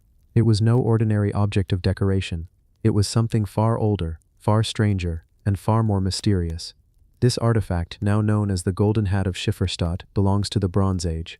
More than 3,000 years ago, when Europe was still a land of forests, rivers, and small tribal communities. But the hat itself was not made for everyday use. It was too fragile, too precious, too unique. It carried symbols, patterns, and knowledge that scholars believe held cosmic meaning. When you look closely at the hat's surface, you see rows of repeating sun disks, rings, and dotted lines. They are not just decorations, they are calculations. Hidden within these symbols is a prehistoric calendar, capable of tracking the cycles of the sun and moon, predicting eclipses, and guiding agricultural life. Imagine that for a moment. In a time before books, before compasses, before writing even reached much of Europe, a community of Bronze Age people crafted a golden object that served not only as a ritual headdress, but also as a portable observatory of the heavens. Whoever wore it carried with them the knowledge of the stars. But who wore such a hat? Most scholars believe it was the priests, the shamans, the astronomers of the Bronze Age world. They were not kings in the sense we imagine, but they held a different kind of power, the power to read the skies, to predict the rhythms of time, to declare the days of planting and harvest, of ritual and rest. To their people, they were mediators between earth and sky, between the human world and the divine. Picture it now, a summer solstice evening. The air is still, the tribe gathers around a great fire. And emerging from the shadows comes a figure clad in ceremonial robes, their face half lit by the flames, a towering golden hat shimmering in the firelight. Every movement catches the glow, reflecting the sun and the stars. To the people, this was not just a man or woman. This was a vessel of cosmic knowledge, someone who carried the sun itself upon their head. The Golden Hat of Schifferstadt is not alone. Over the years, other similar hats have been found across Europe, in Berlin, Avanton, and Ezzelsdorf. Each one carries its own patterns, its own coded system of time. Together, they suggest a wide cultural network in Bronze Age Europe, a shared belief in the sun, in cycles, in the sacred connection between humanity and the cosmos. And yet, the mystery remains. How did these people, without telescopes, without written mathematics, manage to encode such precise astronomical knowledge into gold? Were these the first scientists, their wisdom cloaked in ritual? Or was this knowledge passed to them from older civilizations, now forgotten? The Schifferstadt hat was discovered buried upside down, as if deliberately placed into the ground as an offering. Perhaps it was a sacred burial, returning the power of the sun to the earth. Perhaps it was hidden away to protect it from enemies. Or perhaps, as some whisper, it was part of a ritual, in which the hat was never meant to be worn again, only given back to the gods. When the farmers first found it, they thought it was simply a strange golden pot. They had no idea they had uncovered one of the greatest treasures of Europe's deep past. Today it rests in a museum, carefully guarded, still gleaming with the same golden brilliance that once mesmerized its ancient people. But when you stand before it, you feel something more than just admiration for its beauty. You feel its weight, not physical, for it is light, but symbolic. It carries within it the dreams of an age long before us, the desire to understand the sky, the longing to connect with the sun, the moon, the stars, the eternal human urge to find order in the heavens. Close your eyes and imagine yourself back in that time, the forests stretching endlessly, the rivers cutting paths through the land, the nights filled with stars brighter than we can see today, and in the center of it all, a figure crowned in gold, reading the sky like a book, guiding the people with knowledge preserved in shining metal. The golden hat of Schifferstadt is more than a hat. It is a timekeeper, a crown of the cosmos, a reminder that even in the Bronze Age, people gazed upward with wonder, seeking to understand their place in the universe. And so, this hat, fragile, golden, mysterious, still speaks. It whispers of rituals lost to time, of nights spent watching the sky, of the unbroken chain of curiosity that links us to our ancestors. For even today, as we peer through telescopes and send probes into space, we are still doing what they once did, searching the heavens, measuring the cycles, trying to bring the vastness of the cosmos into the palm of our hands. The golden hat is proof that long before our modern calendars and machines, humans found their own way of keeping time, and in doing so they left behind not just an artifact, but a golden reminder of our eternal dance with the stars. The idol of Kamakya. High on the hills of Nilachal in Assam, where the mist curls over the ancient stones and the sound of bells mingles with the chants of pilgrims, lies one of India's most mysterious and powerful sacred sites, the Kamakya Temple. Unlike other temples, where gods and goddesses appear in human form, here the divine is worshipped in an ancient, elemental way, and deep within its dark inner sanctum rests an idol, not of a face, not of a body, but of pure symbol carved into the living stone of the earth itself. This is the idol of Kamakya, a sacred form of the mother goddess, worshipped not as a statue, but as a natural rock, shaped like the yoni, the source of creation. It is not polished, not gilded, not adorned in gold like other idols of the world. Instead, it is raw, timeless, and eternal, a cleft in stone, covered by water that flows throughout the year, symbolizing the ever-living energy of the goddess. For thousands of years, this idol has drawn seekers, priests, kings, and pilgrims. They descend into the sanctum, where the air is heavy with incense and oil lamps flicker against the walls. There is no sunlight here, only the dim glow of flames, the sound of chants, and the constant trickle of water, as if the earth itself breathes in rhythm with the goddess. But what makes the idol of Kamakya so extraordinary is not only its form but the layers of history and mystery that surround it. Some say the temple stands upon one of the Shakti Pithas, the sacred sites where pieces of the goddess Sati fell upon the earth after her fiery death. At Kamakya, it is said, fell her womb, and so the idol here has been revered as the seat of fertility, creation, and cosmic power. This worship stretches back into the ancient past, long before the temple's current walls were built. The cult of Kamakya is believed to be rooted in prehistoric traditions, when the earliest peoples of Assam worshipped the earth and the mother as the source of life.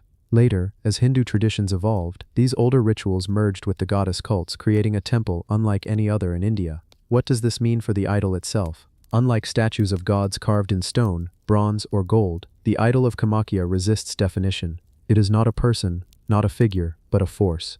A reminder that before gods were imagined in human form, they were felt in the raw powers of nature, in earth, water, fertility, and life itself. Rituals at Kamakya are equally mysterious. Every year during the Ambubachi Mela, the temple closes for 3 days. It is believed that during this time, the goddess herself undergoes menstruation. When the temple reopens, the water flowing over the idol is distributed among pilgrims, sacred and red in hue, symbolizing fertility and renewal. Nowhere else in the world is such a ritual practiced, where divinity is tied so closely to the natural, human cycles of life. Scholars, archaeologists, and mystics alike have tried to trace the true origins of the idol. Was it first worshipped in megalithic times, when earth goddesses ruled the imagination of early tribes? Was it shaped deliberately, or revealed naturally in stone? And why has it endured, through centuries of dynasties, invasions, and changes in faith, when so many other traditions faded into memory?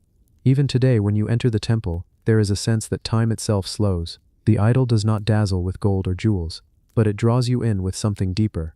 A primal, unshaped energy, something that cannot be explained in words but only felt in silence. It is as though the stone itself whispers of beginnings, of the first breath, the first seed, the first dawn of creation. Travelers who have visited Kamakhya speak of the unease and awe it inspires. Some call it mystical, others unsettling. For in that dark chamber you do not look upon a face, but into a symbol older than memory, one that speaks of life and death, fertility and destruction, all at once. The idol of Kamakhya is not just an object of worship, it is a living mystery, a reminder that before humans sought gods in the heavens, they first found them in the earth, in water, in the eternal cycles of nature. To stand before it is to feel that you are standing at the threshold of creation itself. And so the idol remains, not shaped by the chisel of man, but by the will of time and tradition. Covered in flowers, bathed in water, hidden in shadows, and alive in belief. The goddess is not seen, but she is present.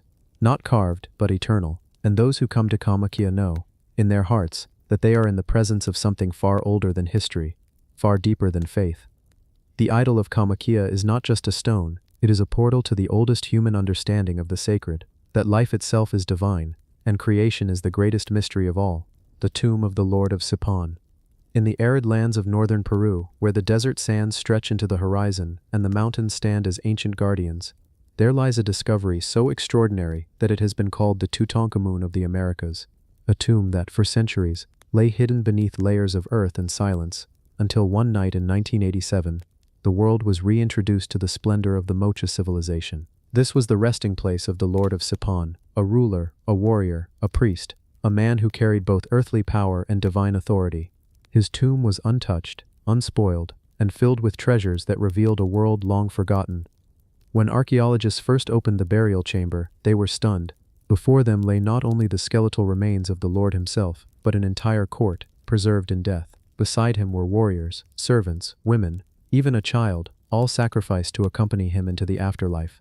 There were llamas, buried to carry his spirit on its eternal journey, and all around him, treasures gleamed in the faint light of the excavator's lamps. Gold, silver, turquoise, shells, copper. The room shimmered like the reflection of sunlight on water. He wore a golden headdress, large ear ornaments that glowed in the darkness, necklaces strung with rare stones, and intricate ornaments shaped like warriors, animals, and gods. The richness of the tomb told a story. This was not just a man, this was a living bridge between the Moche people and their gods. The Moche civilization flourished along the Peruvian coast nearly 2,000 years ago, long before the rise of the Inca. They were masterful artisans, warriors, and engineers. Their pottery tells us stories of rituals, battles, sacrifices, and daily life. Their temples, built from adobe bricks, rise in tiers against the desert sky, and their burials, like that of the Lord of Sipan, reveal the hierarchy and sacred beliefs that guided their world. The tomb itself was carefully constructed, with layers upon layers of chambers. Each level represented not only wealth but status, power, and cosmic meaning. For the Moche, death was not an ending, it was a continuation, a passage into another realm. And for someone of such immense importance, the journey had to be accompanied by everything he might need: food, weapons, ornaments, and the lives of those who served him. What do we learn from this? That the Lord of Sipan was more than a political figure. He was the embodiment of divine power. His attire, reconstructed by archaeologists, reveals him dressed like the Moche deity of the warrior priest, a godlike figure who ruled over life, death, and sacrifice. Every ornament, every piece of jewelry was symbolic. The peanuts buried with him, some of gold, some of silver, represented the male and female principles, life and fertility, sun and moon. The crescent-shaped ornaments symbolized the heavens, while the turquoise stones represented water, so vital in the dry deserts where the Moche lived. The discovery of the Lord of Sipan's tomb was nothing short of miraculous. For decades, grave robbers had looted countless Moche sites, erasing the past for quick profit. But somehow, this tomb remained sealed, waiting patiently for its story to be told.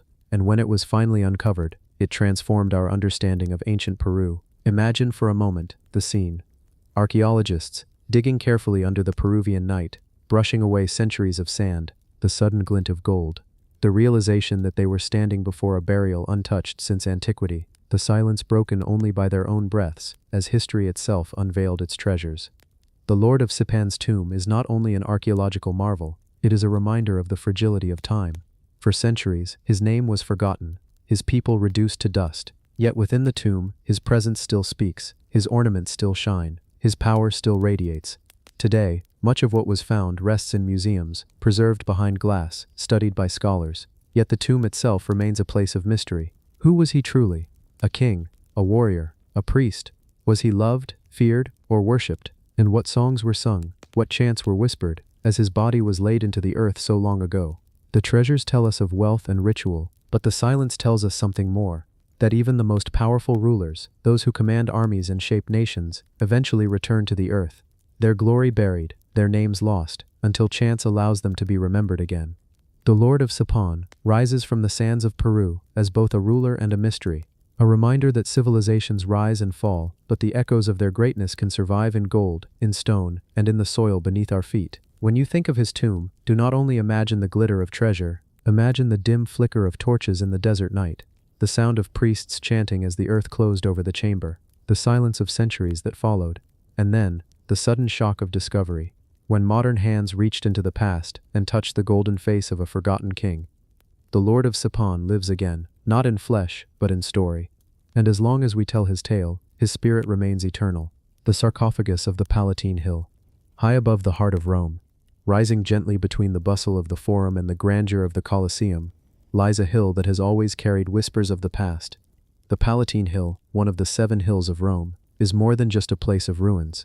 It is the birthplace of Rome's legends, a sacred ground where myth and history meet, and hidden among its stones lies a mystery that has puzzled scholars for generations. A sarcophagus, old and silent, resting in the so-called lapis niger, the black stone shrine. It is said that the sarcophagus could belong to Rome's very first king, Romulus, the mythical founder who, according to legend, was raised by a she-wolf and destined to carve an empire from the wilderness. Imagine the weight of such an idea, that within this ancient block of tufa, beneath layers of earth and centuries of silence, may lie the remains of the man who became a god in the eyes of his people.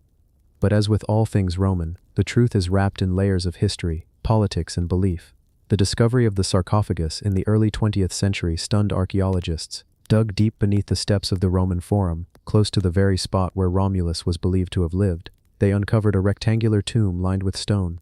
Beside it, inscriptions in the oldest Latin known to us, carved in letters so ancient they seemed almost alien to modern eyes. The words are broken, fragmented, yet they speak of kings, of sacred laws, and of curses that would fall upon anyone who dared to disturb the resting place. The sarcophagus itself is carved from black tufa, a volcanic stone, stark and unadorned. Unlike the ornate marble tombs of later emperors, this one is severe, humble, yet powerful. No treasures were found within, no glittering gold, no statues or masks. Only the block itself, resting in silence, as though guarding a secret too great to reveal. For centuries, Romans themselves revered the spot. They called it the lapis niger, the black stone, and believed it marked the tomb of Romulus. Later tradition suggested it might have been the grave of other early kings, perhaps even Hostus Hostilius, one of the city's first rulers.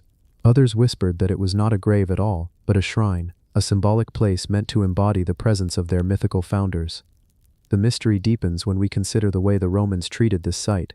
They built over it, around it, yet never destroyed it. Even the most powerful emperors, men who reshaped the very landscape of Rome, left the black stone untouched. This respect, this fear tells us something important. Whether or not Romulus himself lay within, the Romans believed they were standing on sacred ground. Imagine for a moment the life of early Rome, a cluster of huts on the Palatine Hill, smoke rising from fires, the voices of shepherds and warriors blending with the cries of animals. A city not yet the Rome we imagine today, but something raw, fragile, uncertain. And in the center of it all, the story of Romulus, who slew his own brother Remus in a moment of rage, and built the walls that would grow into empire. To bury such a man in stone would not simply mark his death, but proclaim the beginning of Rome itself. The sarcophagus, though empty now, still holds the weight of that legend. To stand before it is to stand in the presence of origins. You are reminded that every empire, no matter how vast, begins with a single step, a single leader, a single story, whispered across generations. Some scholars believe that the sarcophagus never held a body at all, that it was always symbolic, a cenotaph, a monument to a man who disappeared into myth. For, according to Roman lore, Romulus did not die like other men. He was taken up into the heavens, transformed into a god, and became Quirinus, protector of Rome.